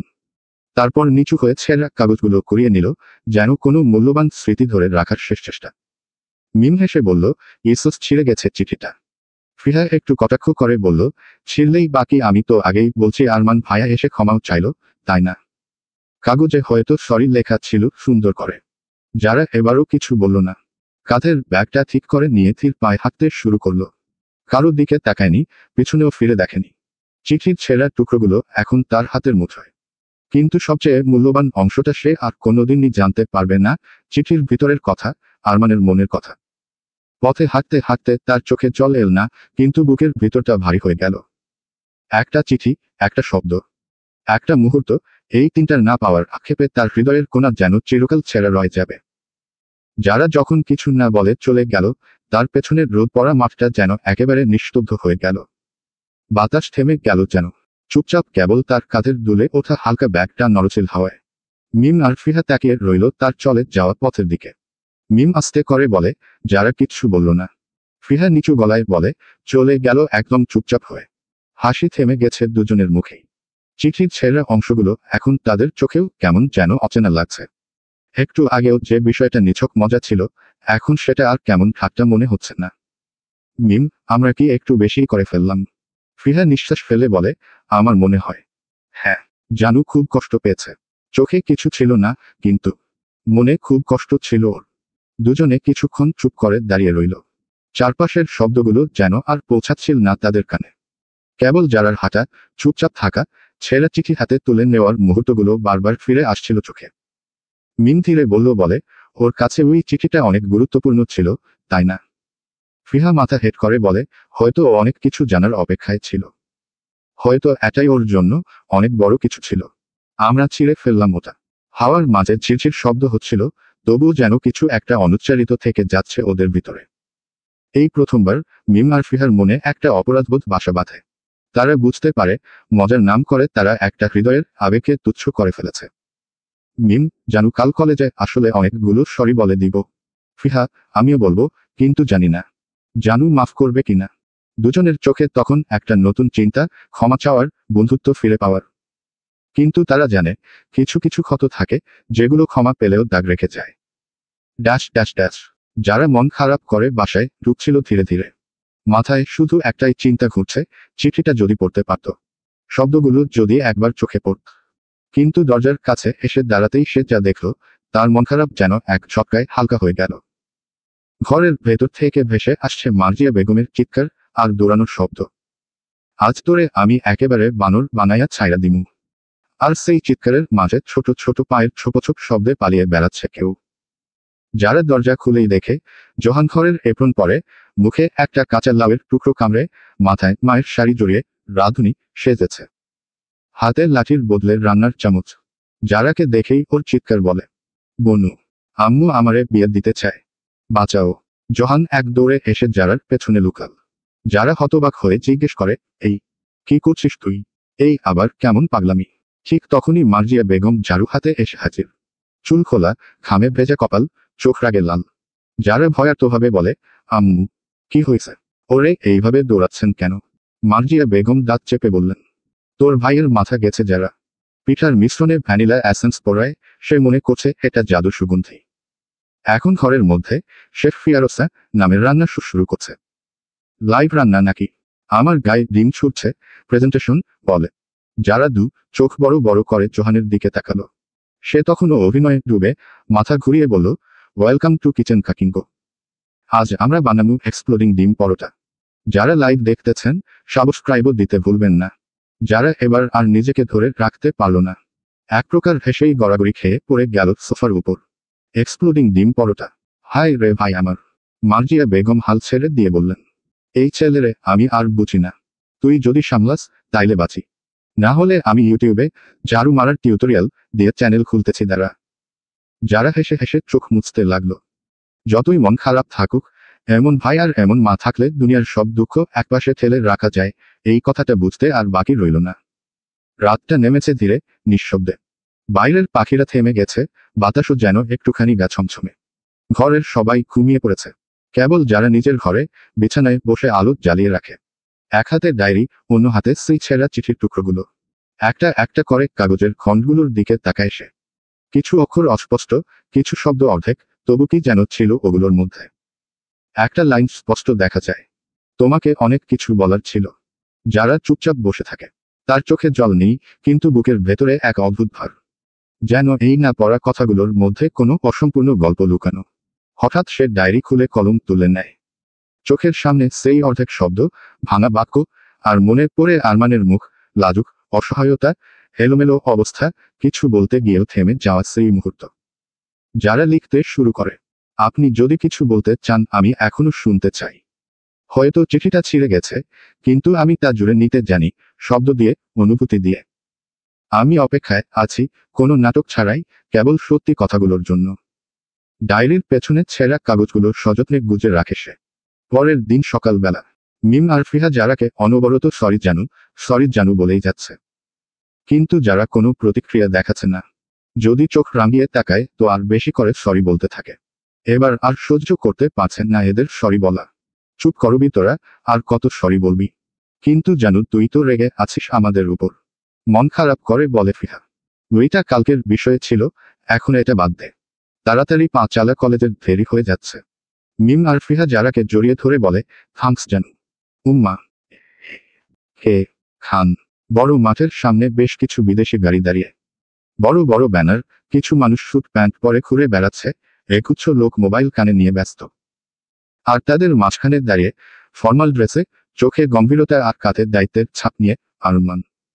হাতজোড়া পেছনের রাখা, সামনে ক্লায়েন্টদের নিয়ে জায়গা ঘুরে দেখাচ্ছে। This is where we plan to build the solar hub. The locals are enthusiastic, and we aim to involve the community directly.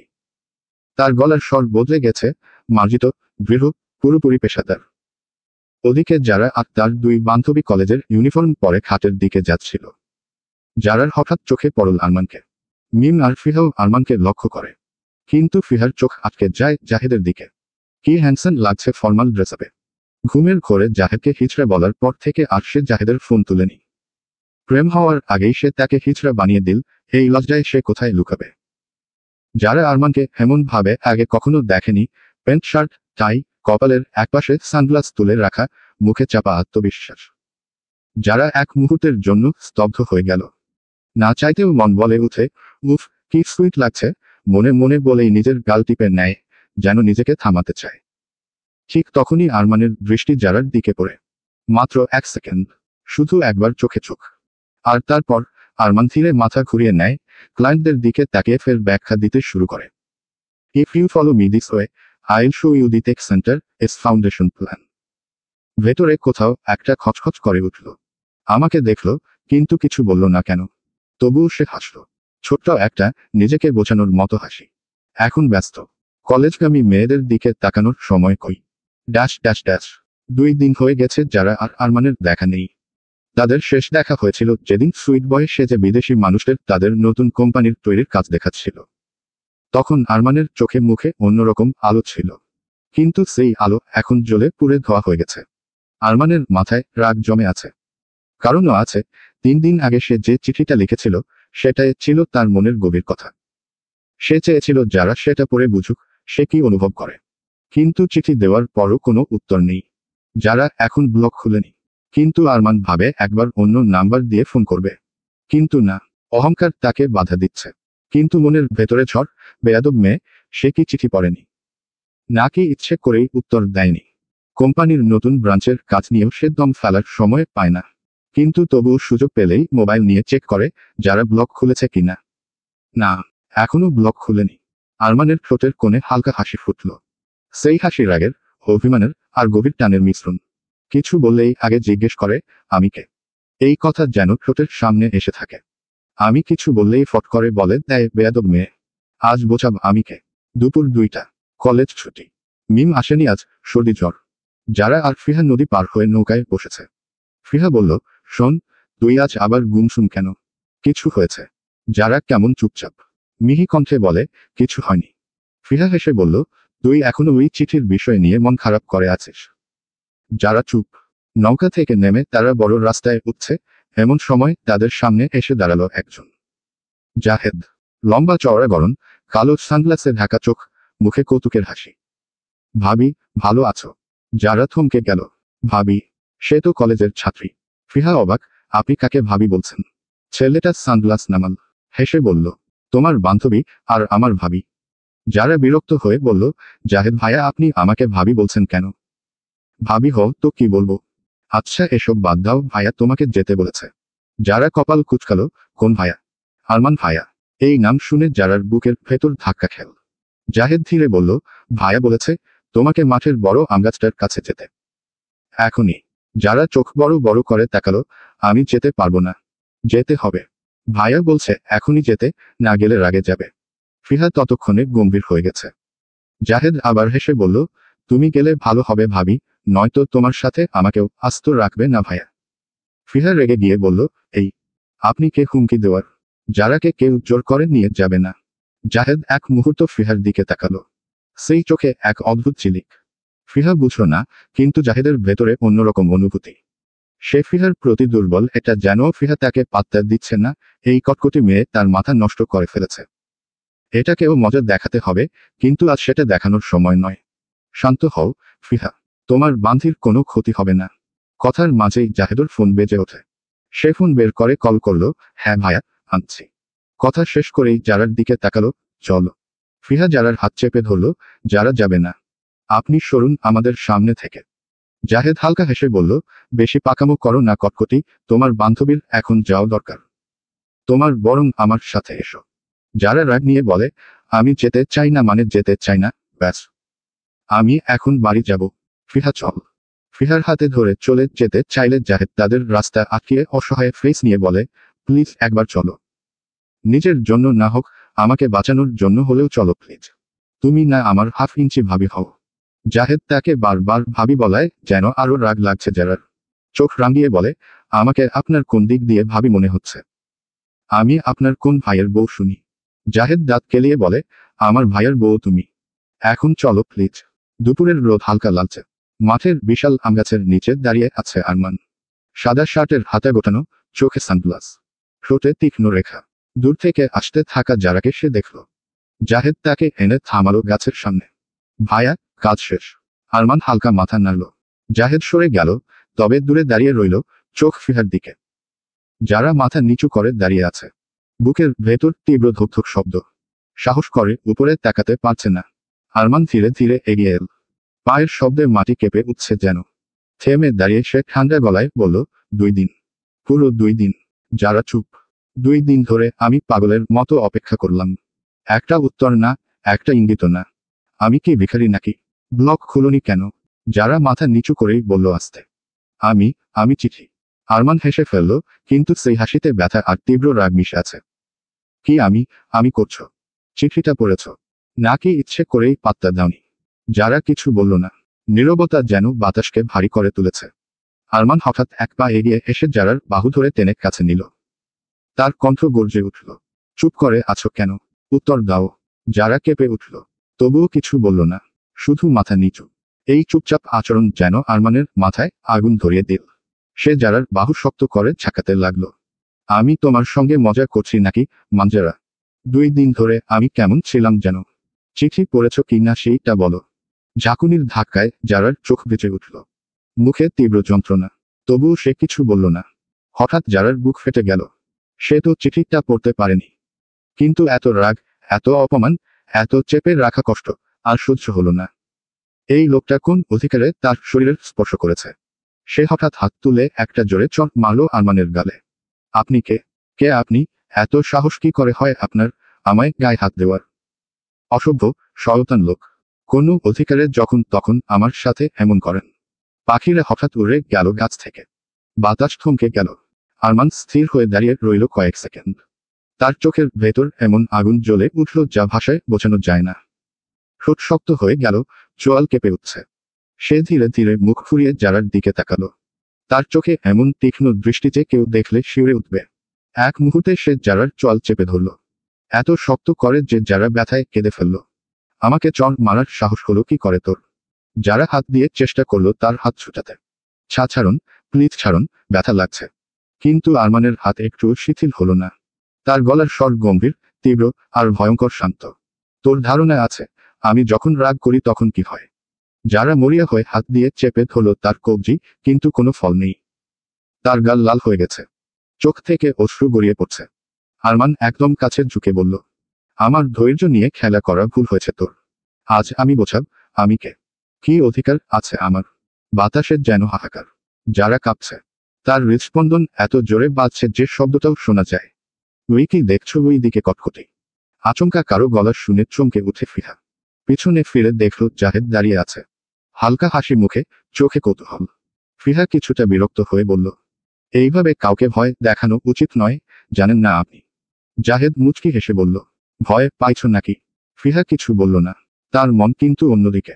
একটু আগেই সে দেখেছে আরমান যারার সাথে কথা বলছে, কিন্তু কথার ভঙ্গি এমন যে মনে হয় তর্ক করছে। এ 2 দিন ধরে যারা কেমন মনমরা হয়েছিল, আর আজও মুখ ভাঁজছিল। কিন্তু আরমান ভাইয়ার যারার প্রতি এমন আচরণ তার কাছে স্বাভাবিক মনে হচ্ছে না। বিষয়টা ফিহার চোখ এড়ায়নি। তাই সে হালকা ভ্রু কুঁচকে জাহেদের দিকে তাকালো। আপনি কিছু জানেন? ফিহা জিজ্ঞেস করল। জাহেদ গম্ভীর হওয়ার ভান করে বলল, জানি তো। কি জানেন? ভাইয়া ভাবির সাথে বোঝাপড়া করছে। বোঝাপড়া মানে? আর ভাবিকে? ভাবি মানে তোমার বান্ধবী। আর ভাবি ভাইয়ার চিঠির উত্তর দেয়নি, এই 2 দিন যোগাযোগও করেনি, ব্লকও খুলেনি। ফিহা বিস্মিত হয়ে তাকালো। তার মানে? জাহেদ হেসে ফেলল। তার মানে ভাইয়া যারাকে মানে তোমার বান্ধবীকে লাইক করে। যেমনটা আমি করি তোমায়। ফিহার বুকের ভেতরটা কেমন থক করে উঠল। কথাটা হেসে উড়িয়ে দেওয়ার মতো না, কিন্তু জাহেদের চোখের যে চাহনি সেটা মিথ্যা নয়। সে গম্ভীরভাবে বলল, আপনি কি সিরিয়াস জাহেদ খান? শতভাগ সিরিয়াস কটকটি। কথাটা বলে একটু থামে, চিন্তিত সুরে আবার বলে, আরমান ভাইয়া যারার জন্য পাগল হয়ে গেছে। কিন্তু যারা কেন উত্তর দিচ্ছে না যেন। ফিহা মাথা নাড়ল, যার মানে সে জানে না। জাহেদ কিছু একটা ভাবে, মনের মাঝে একটা প্রশ্ন আসে তার, তাই ফিহাকে জিজ্ঞেস করে, যারা হয়তো অন্য কাউকে পছন্দ করে তাই না ফিহা? না হলে ভাইয়ার দেওয়া চিঠির উত্তর কেন দিচ্ছে না? ফিহা চমকে উঠল, যারা তো কাউকে পছন্দ করে না, আর চিঠিটা তো যারা ওই দিন পড়তে পারেনি। তাই এই কদিন কেমন মনমরা হয়েছিল যারা। হঠাৎ মনে পড়ে ফিহার, তাদের ছেলে মানুষের কারণে ওই দিন যারা চিঠিটা সত্যিই পড়তে পারেনি। চিঠিতে তাহলে সত্যি কোনো সিরিয়াস কিছু ছিল। কিছুক্ষণ নীরবতা, বাতাসে হালকা ঠান্ডা। ফিহা একটু দূরে তাকিয়ে অপরাধী কণ্ঠে বলল, ওই দিন যারা আমাদের ছেলে মানুষের কারণে চিঠিটা পড়তে পারিনি জাহেদ খান। মজা করতে গিয়ে চিঠি ছিঁড়ে ফেলেছিলাম আমি আর মিম। কিন্তু যারার অন্য কারোর সাথে কোনো সম্পর্ক নেই, সত্যি বলছি। জাহেদ বিস্ময় দৃষ্টিতে ফিহার দিকে তাকিয়ে বলল, কি বললে তুমি? চিঠিটা ছিঁড়ে ফেলেছ? তুমি জানো এতে কি লেখা ছিল? ভাইয়ার তার মনের কথা লিখে ছিল চিঠিতে। এতটুকু বলে থামে জাহেদ। ফের আবার বলে, এখন তাহলে ভাইয়াকে সাহায্য করো তার ভালোবাসা পেতে। যেহেতু দোষী তোমরা। ফিহা বিরক্ত হয়ে বলল, আপনার কথার মানে আমি আরমান ভাইয়াকে সাপোর্ট করি? হুমম। আমি চাই তুমি যারার সাথে কথা বলো। ও কি চাই সেটা জানো। তারপর আমি বলবো আমার কথা। ফিহা অবাক হয়ে তাকালো, আপনার কথা মানে?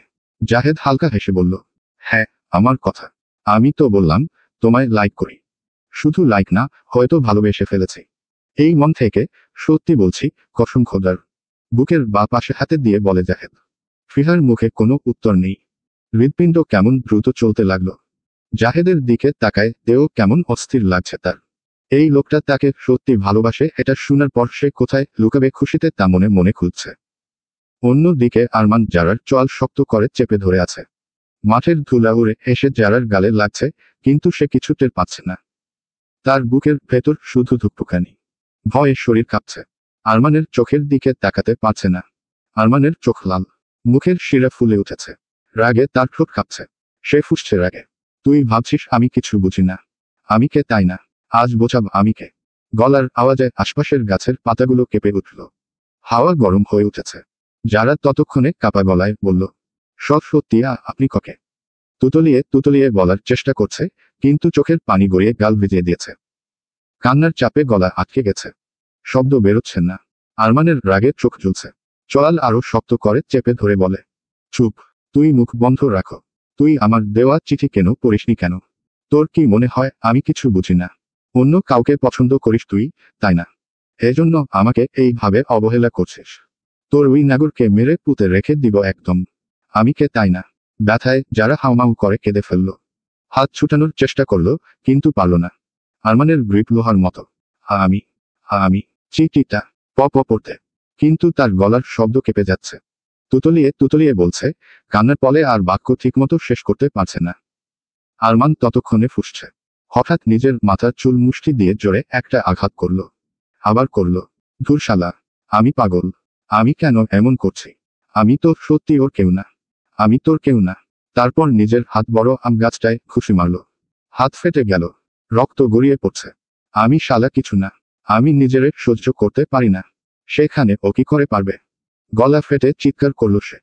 আর অনবরত হাতে আঘাত করতে থাকে। যারা চিৎকার করে উঠল, থামুন প্লিজ।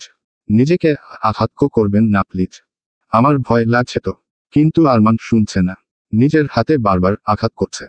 হাতে রক্তের দাগ, চোখে আগুন। যারা হাউমাউ করে কাঁপছে। তার শরীর কাঁপছে ভয়ে। ওড়না দিয়ে চোখ মুছছে বারবার। হঠাৎ থেমে গেল আরমান। হাঁপাচ্ছে। তার বুক ওঠানামা করছে দ্রুত। চোখের আগুনে এবার পানির ঝিলিক। ধীরে ধীরে হাত নামাল। তারপর এক ছটকায় যারাকে নিজের দিকে টেনে নিল। যারা চমকে উঠল। কিন্তু কিছু বলার আগেই আরমান তার মুখে হাত রাখল। গালে হাত দিয়ে চোখের পানি মুছল। গলা কাঁপছে তার। রাগ নেই, আছে অনুশোচনা। সরি রে সোনা, সরি। অনেক সরি যারা। আমি পাগল হয়ে গেছিলাম। আমি তোকে আঘাত করতে চাইনি। অনেক ব্যথা গেলেছে তাই না? আর কষ্ট দিব না প্রমিস করছি। আমি আমি বুঝে গেছি তোরে ছাড়া কিছুই না। প্লিজ কান্না থামাও। যারা কাপা গলায় বলল, আপনি আপনি খুব খারাপ, খুব বাজে। আমাকে আঘাত করেন, বাজে কথা বলেন। ভয় লাগছে আপনাকে। আরমান তার কপালে ঠোঁট ছুঁয়ে ফিসফিস করল, আমি আছি, ভয় পাইস না, আর কষ্ট দিব না। সরি জান। আরমানের ঠোঁটের স্পর্শ পেয়ে কেঁপে ওঠে যারা। আরমানের এমন আদুরে কণ্ঠে বলা কথা বারবার কেঁপে কেঁপে উঠছে সে। জীবনের প্রথম কোনো পুরুষ তাকে এত কাছ থেকে ছুঁড়েছে তাকে। ঠিক তখনই পেছনে থেকে এক কর্কশ গলা ভেসে এল, উই উই উই, কি হইতাছে এখানে? প্রেমের ক্লাস, লীলা খেলা চলছে, এইকে আছো তো ভিডিও কর। দুজন চমকে পিছনে তাকালো।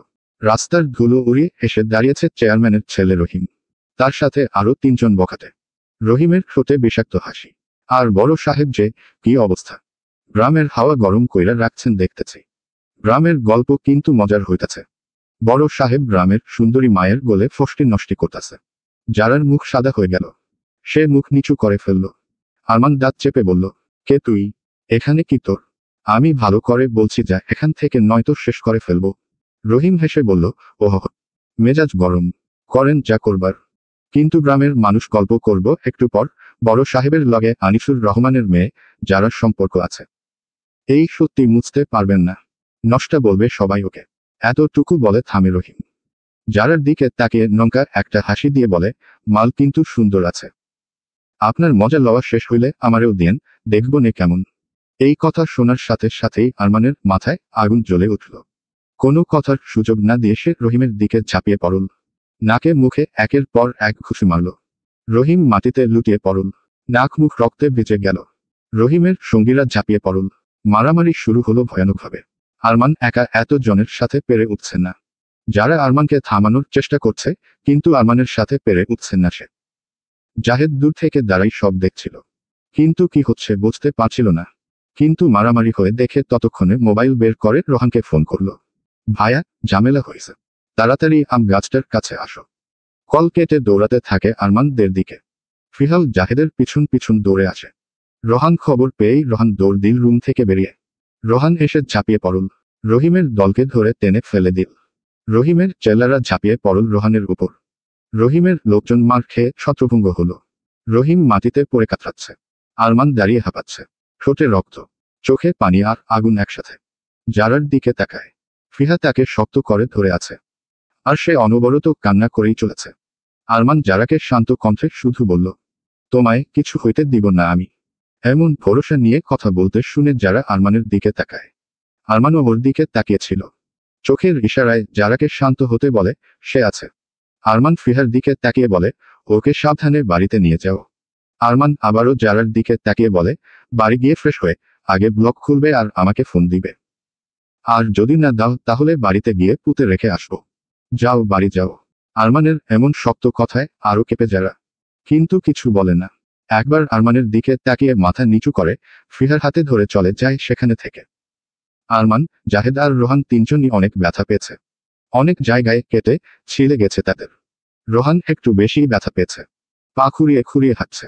আরমান আর জাহেদ তাকে ধরে ধরে নিয়ে যাচ্ছে বাড়ির দিকে। রোহানকে নিয়ে এসে বারান্দায় চেয়ারে বসায় আরমান। জিনিয়াকে ডাক দেয় সে, Zinia, bring the medicine box quickly. Rohan is in a lot of pain. বড় ভাইয়ার এমন অস্থির গলার ডাক শুনে দৌড়ে রুম থেকে বের হয়ে দেখে রোহানের বেহাল দশা। এমন অবস্থায় রোহানকে দেখে বুকটা ধুপ করে ওঠে। কাপা কাপা গলায় বলে, কি হয়েছে রোহান ভাইয়ার? রোহানের শরীরের ব্যথা শুধু বাইরে নয়, ভেতরেও যেন আগুনের মতো ছড়িয়ে আছে। সারা শরীরে কেটে গেছে নীলচে দাগ। গ্রামের ওই ঝগড়ার পর বাড়ি ফিরেছে তারা, কিন্তু মুখে কোনো অভিযোগ নেই। কেনই বা থাকবে? তার বেস্ট ফ্রেন্ডের এমন অবস্থায় কি করে সে একা ফেলে আসতে পারত? চুপ করে আছে, শুধু কপাল বেয়ে গড়িয়ে পড়ছে ঘাম, ঠোঁটে ফাটল, আর চোখের ভেতর লুকানো একরাশ অভিমান। এই সময় জিনিয়া বারান্দায় আসে। তার চোখের চাহনিতে ভয়, উৎকণ্ঠা আর অদ্ভুত একটা কষ্ট। কি হয়েছে রোহান ভাইয়া আপনার? রোহান কিছু বলল না, শুধু মাথা নিচু করে চুপচাপ বসে আছে। কিন্তু শরীরের কষ্টে মুখটা শক্ত হয়ে আছে। জিনিয়া রোহানকে এক গ্লাস ঠান্ডা পানি এনে দে ফাস্ট। আর আসার সময় ফাস্ট এক্সবক্স নিয়ে আসিস সাথে করে। কিছুটা বিচলিত কণ্ঠে বলে আরমান। জিনিয়া পানি আনতে চলে যায়। কিছু সময় পর পানি এনে রোহানের দিকে বাড়িয়ে দিয়ে বলে, পানিটা খান রোহান ভাই।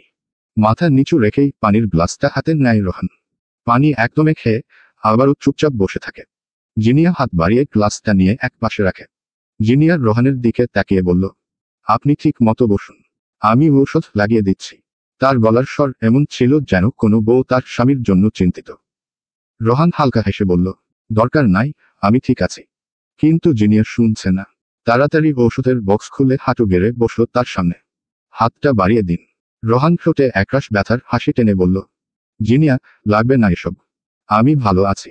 জিনিয়া চোখ কুঁচকে রাগী গলায় বলল, চুপ করুন রোহান ভাই, শরীরের অবস্থা দেখেছেন নিজের, কত রক্ত পড়ছে। আমি কিছু জানি না, আপনি হাত বাড়ান। রোহান মনে মনে হাসল, আমায় তো ভালোবাসো না তুমি? তাহলে এত চিন্তা কেন তোমার আমায় নিয়ে? শুধু কি লোক দেখানো দায়িত্ব, না অন্য কিছু?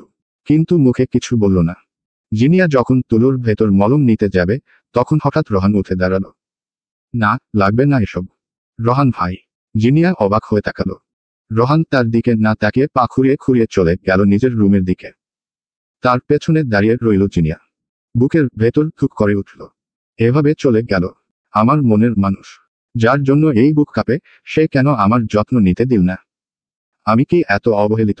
যত্ন নেওয়ার জন্য কি ভালোবাসা প্রকাশ করা জরুরি? কিন্তু আমি তো অপারক। আপনার ভালোবাসা পাওয়ার যোগ্য যে আমি না। চোখের কোণে পানি চলে এল, কিন্তু কাউকে দেখালো না। রোহান তার রুমে ঢুকে দরজা বন্ধ করল। চুপচাপ বিছানায় বসল। শরীরের ব্যথা তখন তীব্র, কিন্তু তার মনে অন্য ব্যথা। তুমি কি বুঝো না চাঁদ সুন্দরী, আমি তোমার জন্য কতটা পাগল। কিন্তু তোমার চোখে আমি কি শুধু ভাইয়ের বন্ধু? আমার ভালোবাসা চোখে পড়ে না তোমার? কি করে বাঁচব আমি তোমাকে ছাড়া? এই কষ্ট সহ্য করা যায়? ঠিক তখন দরজা খুলে ঢুকলো আরমান আর জাহেদ। আরমানের চোখে রাগ। রোহান, তুই কি করলি হে? ড্রেসিং না করিয়ে এভাবে চলে আসলি কেন? তোর মাথা ঠিক আছে? রোহান হেসে বলল, কিছু হয় নাই আমার, আমি ঠিক আছি। চুপ, তোরে আমি চিনি। নিজের শরীরের কি অবস্থা করে বসে আছিস? হিরো সাজতে গিয়েছিলি সেখানে, আমাকে বাঁচাতে গিয়ে নিজের কি অবস্থা করেছিস তুই? আমারে মেরে ফেলবি নাকি? কুয়ার বাচ্চা।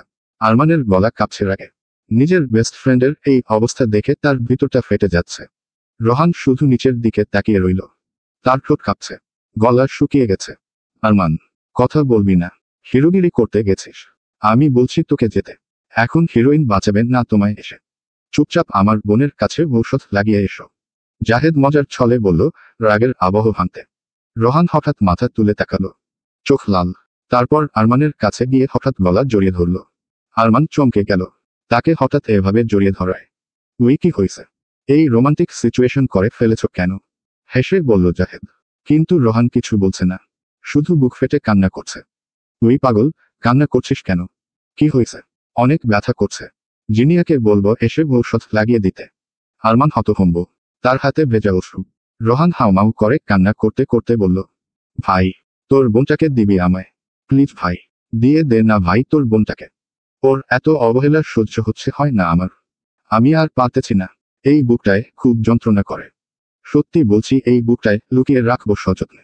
কোনো আঁচ লাগতে দিব না। দিয়ে দে ভাই। খোদার কসম জীবনে আর তোর কাছে কিচ্ছু চাইব না। আরমান থমকে গেল, চোখ বড় বড় হয়ে গেল। কি বললি তুই? জাহেদ তো হেসে গড়াগড়ি। এইটা কি ফাইটের সিকুয়েল নাকি লাভ স্টোরি টুইস্ট? রোহান কাঁদছে, কণ্ঠ ভাঙা। আমি তোরে অনেক ভালোবাসি ভাই। আমি তোর বোনের জন্য এত ব্যথা সহ্য করতে পারছি না। ওরে আমি ছাড়া আর কেউ ভালোবাসতে পারবে না। ওকে হারানোর ভয়ে বুকটা কেমন যেন করে ওঠে। এই বুঝি হারিয়ে ফেললাম তাকে। বিশ্বাস কর আমি ওকে সুখে রাখবো। আমারে শুধু একবার তোর বোনটাকে দিয়ে দে না ভাই। তার চোখ থেকে অশ্রু গড়িয়ে পড়ছে আরমানের কাঁধে। আরমান কিছুক্ষণ চুপ করে রইল। তার বুকের ভেতর মিশে গেল রাগ, অবাক আর মায়া।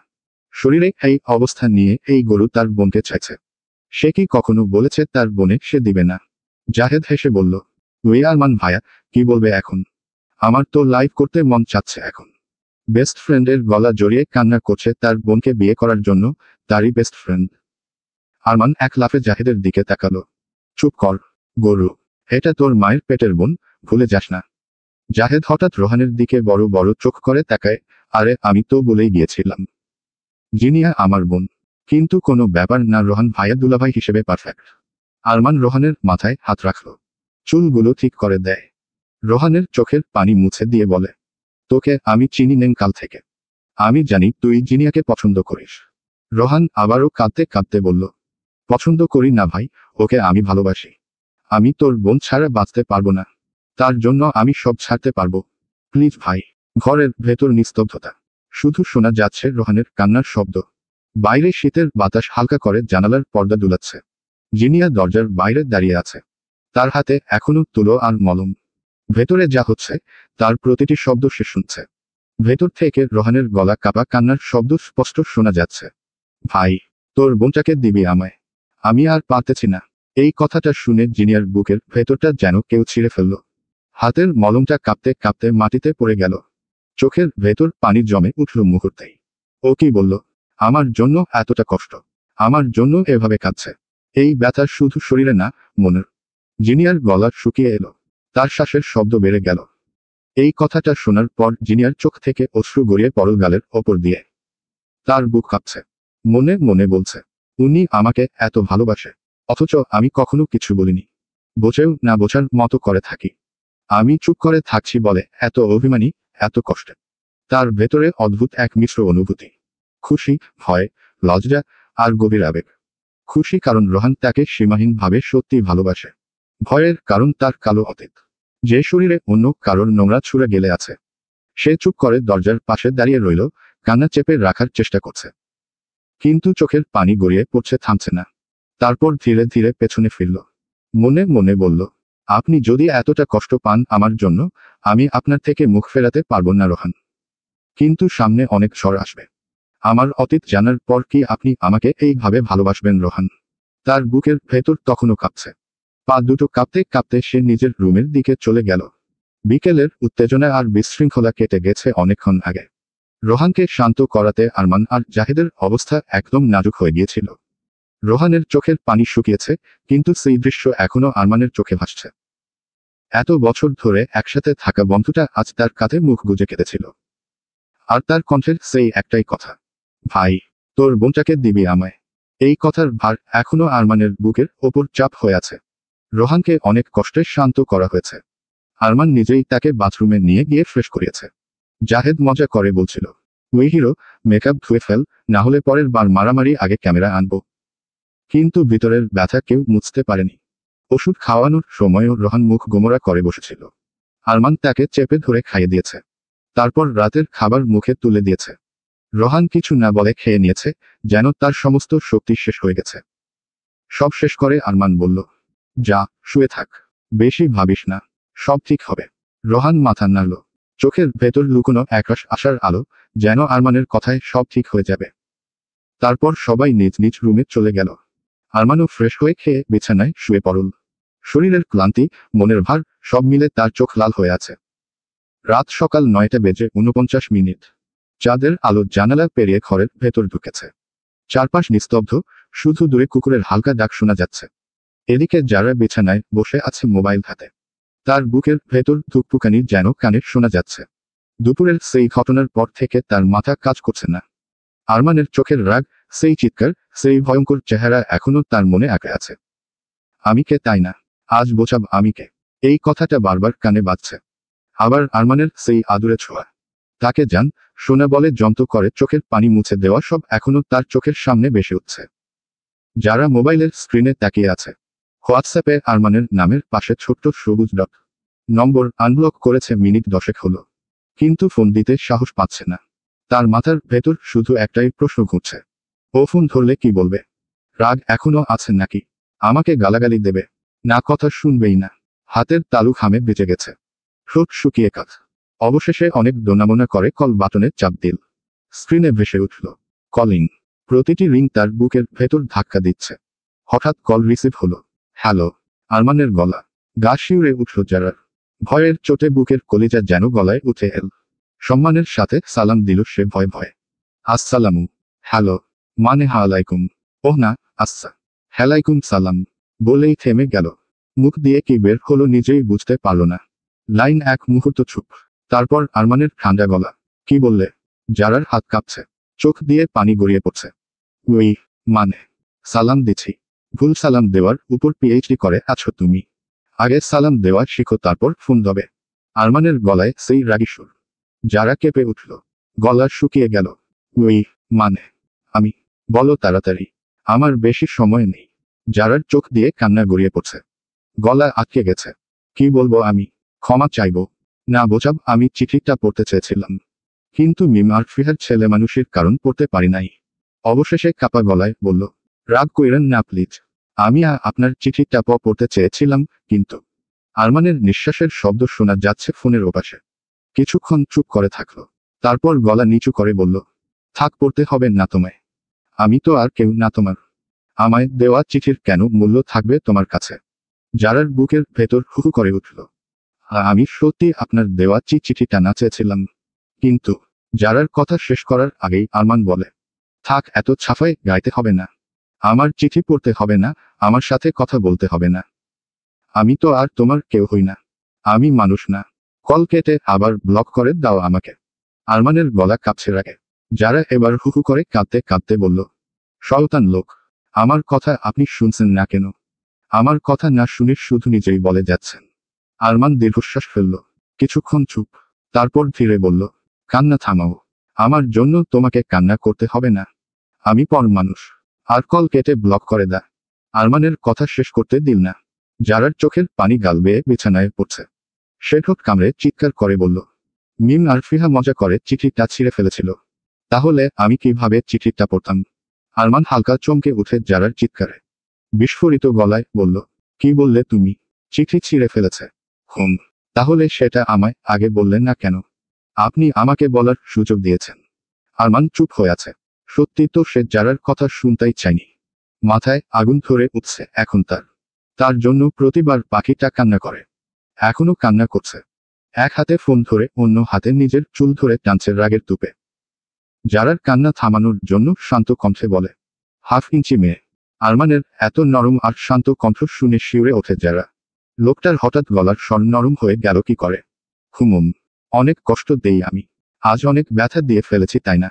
আরমানের এমন ঠান্ডা গলার স্বর শুনে বুকটা মুচড় দিয়ে উঠে যারার। কি বললে সে? এই প্রশ্নের উত্তর আছে তার কাছে। না, ভয় পাও আমায়। হুহুম। রাতে খেয়েছ? শরীর ঠিক আছে? হুহুম। আপনি খেয়েছেন? যারার এমন কাপা কাপা গলা শুনে ঠোঁট কামড়ে হাসে আরমান। তার পাখি এখন কি সুন্দর করে কথা বলছে। হুম, খেয়েছি। নিশ্চুপ। আচ্ছা, ঘুমিয়ে পড়ো, অনেক রাত হয়েছে। আরমান কল কেটে দিতে যাচ্ছিল। ঠিক তখনই যারার কণ্ঠ কেঁপে বলে, শুনুন। কথার ভেতর লুকিয়ে ছিল ভয়, চিন্তা আর এক অদ্ভুত আকুলতা। দুপুরের সেই মারামারি দৃশ্যটা বারবার তার চোখের সামনে ভেসে উঠছিল। লড়াইয়ের সময় আরমানকে দেখেছিল, কাঁধে কেটে গেছে, হাতের চামড়া ছিঁড়ে গেছে, গায়ের রক্ত মাটিতে পড়ছে। বলুন, আপনার শরীর ঠিক আছে? আরমান হেসে উঠল, ঠোঁটের কোণে সেই চেনা দুষ্টুমি। শরীর? হু। তুমি তাহলে আমার শরীর নিয়ে এত চিন্তিত? যারা রেগে গেল, কিন্তু তার গলার কম্পন রাগের নয়, অন্য কিছুর। কিন্তু গলায় সংকোচ রেখে বলে যারা, না, মানে আমি দুপুরে দেখেছি আপনার শরীরের অনেক জায়গায় কেটে গেছে। তুমি আমার শরীরও লক্ষ্য করেছ, হাফ ইঞ্চি মেয়ে। ওই কি দেখেছিলাম। বলুন না ব্যথা করছে? আরমান ধীরে ধীরে গলায় মায়া মিশিয়ে বলল, ব্যথা? তোমার চিন্তায় থাকলে ব্যথা টেরই পায় না। কিন্তু যদি তুমি একটু আদর করে দাও, সব ব্যথা এক নিমিষে উধাও হয়ে যাবে। যারার গাল লাল হয়ে গেল। মুখে সে কিছু বলল না, কিন্তু মনের ভেতর কেমন যেন গরম গরম অনুভূতি ছড়িয়ে গেল। রাগের ভান করে শুধু বলল, হ্যাঁ তো। ফোনের ওপাশে আরমানের হাসি ভেসে এলো, সেই হাসি যা যারার বুকের ভেতর হঠাৎ শট তুলে দেয়। সকাল 10টা। রোহানের চোখ ধীরে ধীরে। মাথাটা যেন পাথর হয়ে আছে, গলা শুকিয়ে কাত। চোখ মেলে প্রথমেই বুঝতে পারল শরীরের প্রতিটা অস্থি টনটন করছে। বিছানার চাদরের উপর নিজের হাত সরানোর চেষ্টা করতেই একটা অদ্ভুত টান পড়ল। ভ্রুকুচকে সে মাথা উঁচু করল। তার হাত কারো হাতে আটকে আছে। রোহানের চোখ বিস্ময়ে বড় হয়ে গেল। সাদা পাতলা পর্দার ফাঁক দিয়ে সকালের আলো এসে পড়েছে সেই মেয়েটার মুখে। চাঁদ সুন্দরী। রোহান যেন কয়েক সেকেন্ড শ্বাস নিতে ভুলে গেল। জিনিয়া মাটিতে গদি পেতে ঘুমাচ্ছে, কিন্তু তার হাত শক্ত করে ধরা রোহানের হাতে। চুলগুলো এলোমেলো হয়ে কপালে পড়ে আছে, ঠোঁট হালকা খোলা। মুখে অদ্ভুত ক্লান্তি, কিন্তু সেই ক্লান্তির মধ্যেও কোমল শান্তি। এখানে? জিনিয়া? রোহান বিড়বিড় করে বলল, কিভাবে, কেন? জাহেদ কোথায়? মাথার ভেতর হাজারটা প্রশ্ন ভিড় করল। রোহান হাত ছাড়ানোর চেষ্টা করল, কিন্তু পারল না। কোনো বাধা নেই, তবু তার মনের ভেতর অদ্ভুত কিছু টেনে ধরছে। সে আস্তে করে জিনিয়ার মুখের ওপর পড়া চুলগুলো সরিয়ে দিল। আঙুলের ডগায় চুলের স্পর্শ পেয়ে তার বুকের ভেতর কেমন অদ্ভুত হালকা শিহরণ জাগল।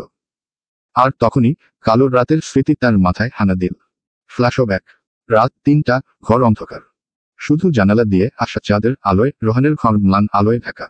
বিছানায় শুয়ে রোহান কাঁপছে। তার শরীর জ্বরে পুড়ছে, ঠোঁট শুকিয়ে গেছে। সে একবার উঠে বসার চেষ্টা করল, কিন্তু মাথা ঘুরে গেল। ঠোঁট কামড়ে সে বিছানায় গা এলিয়ে দিল। কি হবে এখন? আরমানের শরীরও খারাপ। কাউকে ডাকার মতো শক্তি তার নেই। পাশে শুয়ে আছে জাহেদ। মোবাইলটা পাশে আছে। কিন্তু রোহান চোখ বুজল। শরীরের ভেতর জ্বালা, মাথার ভেতর যেন আগুন জ্বলছে। তারপর শেষমেশ অনেক কষ্ট করে জাহেদকে ডাক দেয়। যা জাহেদ। উঠল না সে। তাই আরো কয়েকবার ডাকে। রোহানের এমন কাতর কণ্ঠ শুনে ধরফরিয়ে উঠে বসে জাহেদ। রুমের লাইট অন করে এসে রোহানের দিকে তাকায়। রোহানের দিকে তাকিয়ে জাহেদ আঁতকে উঠে। চোখ, মুখ কেমন হয়ে আছে। জাহেদ চোখ বিস্ময় বড় হয়ে গেল। রোহান ভাইয়া, এই কি হয়েছে? তোমার চেহারা এই রকম কেন? রোহান কষ্টে হাসল। জ্বর। আর কিছু বলতে পারল না। বিছানায় নেতিয়ে পড়ে রোহান। রোহানের এই অবস্থা দেখে ভয় পেয়ে যায় জাহেদ। এখন সে কি করবে?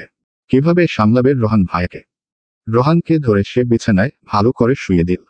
তার শরীরে হাত দেওয়া যাচ্ছে না জ্বরের তাপে। আল্লাহ! তোমার গা জ্বরে আগুনের মতো গরম হয়ে আছে। তুমি শুয়ে থাকো, আমি এক্ষুনি আসছি। রোহান কিছু বলার চেষ্টা করল, কিন্তু জাহেদ তার কথা শুনল না। হন্তদন্ত হয়ে রুম থেকে বের হয়ে জিনিয়াকে ডাকে।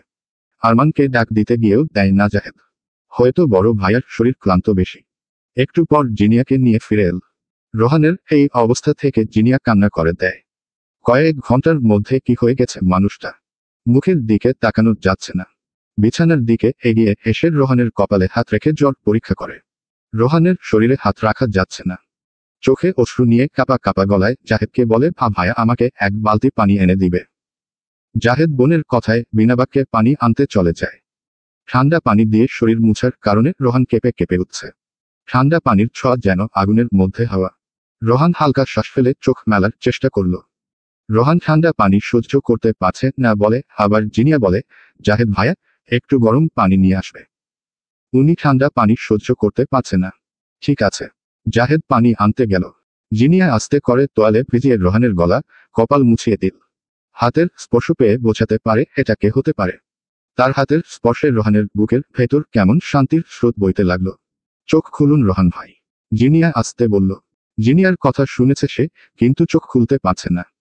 জাহেদ গরম পানি আনলে আবারও সুন্দর করে রোহানের শরীর মুছিয়ে দেয় সে। ওষুধ খাইয়ে দিয়ে জিনিয়া তার গায়ে ব্লাস্কেট টেনে দেয়। শরীরের জ্বরটা কিছুটা কমল। আপনি ঘুমান, জিনিয়া আস্তে বলল। রোহান বহু কষ্টে মিহি কণ্ঠে বলে। তুমি চলে যাও। না, আমি যাব না।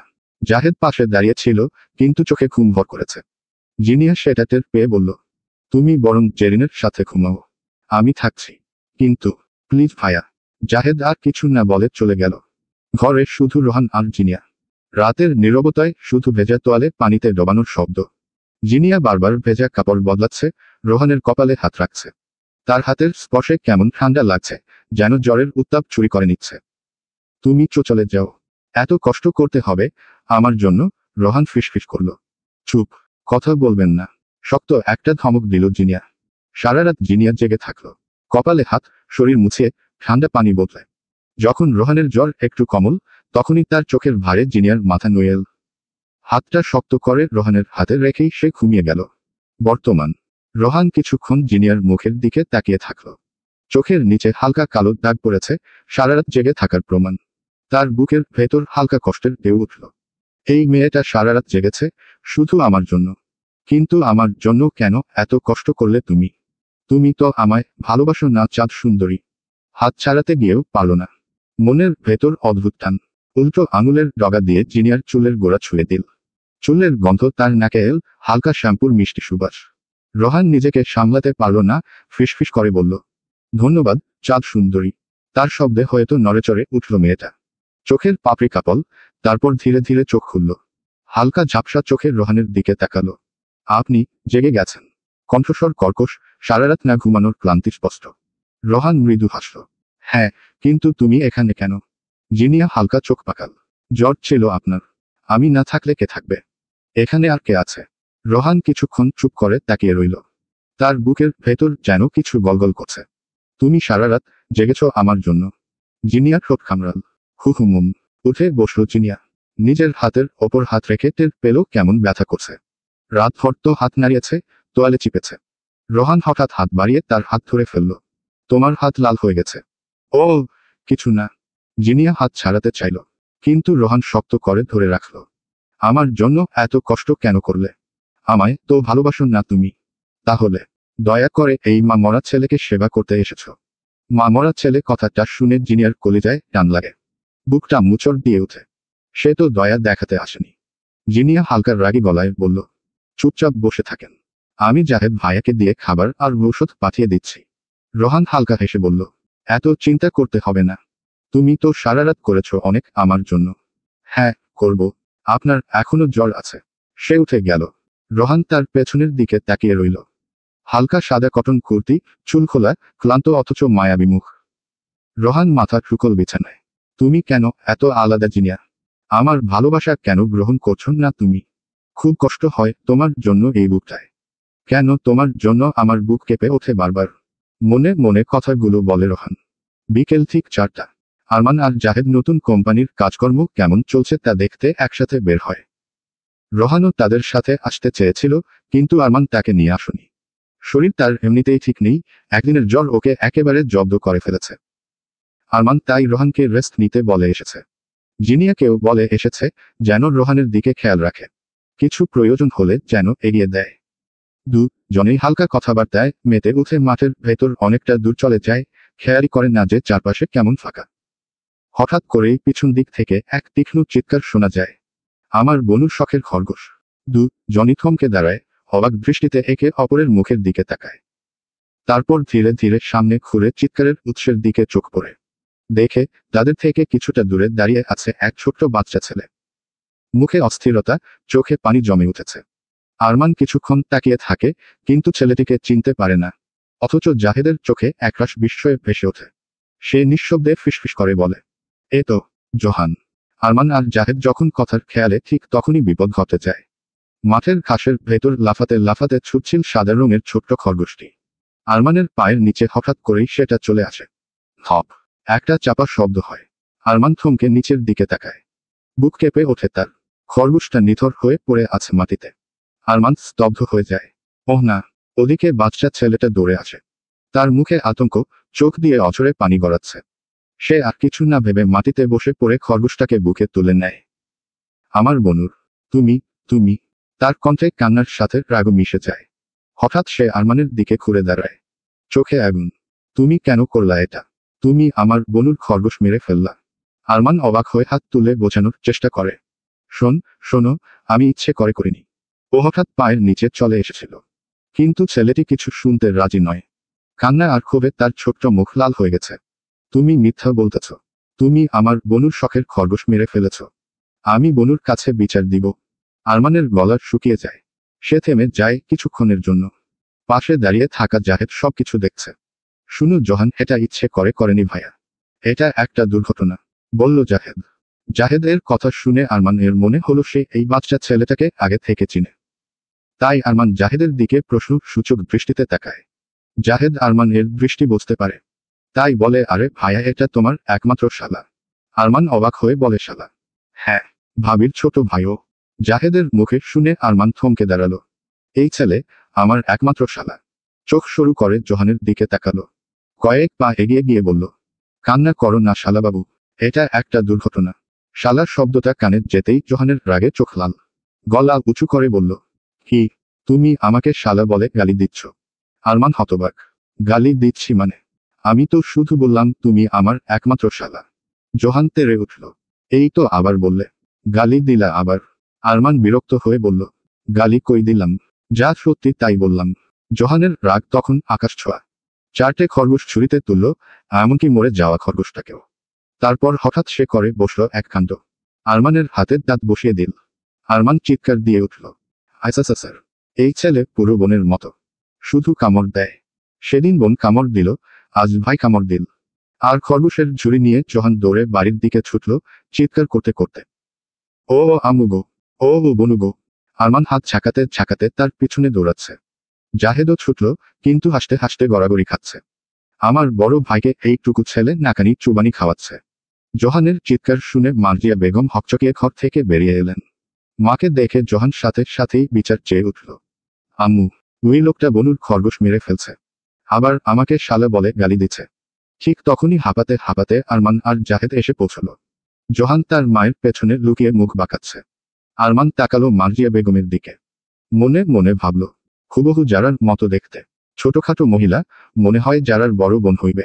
তারপর হালকা লজ্জা নিয়েই বলল, আপা, একটু সরে দাঁড়ান, আমি ওই ছেলের দাঁত ভাঙব। জাহেদের মাথায় হাত। হায় আল্লাহ, ভাইয়া নিজের না হওয়া শাশুড়িকে আপা বলছে। দৌড়ে এসে কানে কানে জাহেদ বলল, ভাইয়া, এটা তোমার শাশুড়ি হবে, আপা না। আরমান জিভ কামড় দিল। ইন্না লিল্লাহ, কি বলে ফেললাম। কিন্তু নিজের মনে ভাবল, দোষটা আমার না, জারার মতোই দেখতে তো তিনি, ছোট খাটো। তাই তো বলি, আমার না হওয়া বউ হাফ ইঞ্চির মতো কেন? শাশুড়ি মা এমন ছোট হলে বউ তো ছোট হবেই। মার্জিয়া বেগম সব শুনে ফেললেন। মুখে লজ্জার আভা ফুটল, কিন্তু প্রকাশ করলেন না। তিনি হঠাৎ জাহেদকে দেখে বললেন, আরে বাবা, তুমি কেমন আছো? তোমরা যে সেই গেলে, আর তো এলেই না। জাহেদ হেসে উত্তর দিল, আলহামদুলিল্লাহ ভালো। আপনি কেমন আছেন আন্টি? মার্জিয়া বেগম ও হেসে উত্তর দিলেন। কিন্তু তিনি জাহেদের পাশে থাকা ছেলে তাকে চিনতে পারছেন না। তাই তিনি আরমানের দিকে তাকিয়ে বললেন, ওকে বাবা। জাহেদ বলল, উনি আমার বড় ভাই, আরমান খান। ঠিক তখনই যারা ঘর থেকে বের হয়ে আসে। চোখে মুখে ঘুমের ঘোর, চুলগুলো খোলা, পরনের লাল কুর্তি, গায়ে কোনো ওড়না নেই। চোখ কচলাতে কচলাতে এসে দাঁড়ালো মায়ের পাশে। জোহান তার বোনের কোমর জড়িয়ে ধরে চিৎকার করল, বনু, তুমি জানো না, ওই লোকটা তোমার খরগোশ মেরে ফেলছে। এই কথার পর জারার পায়ের নিচের মাটি যেন সরে গেল। চলবে।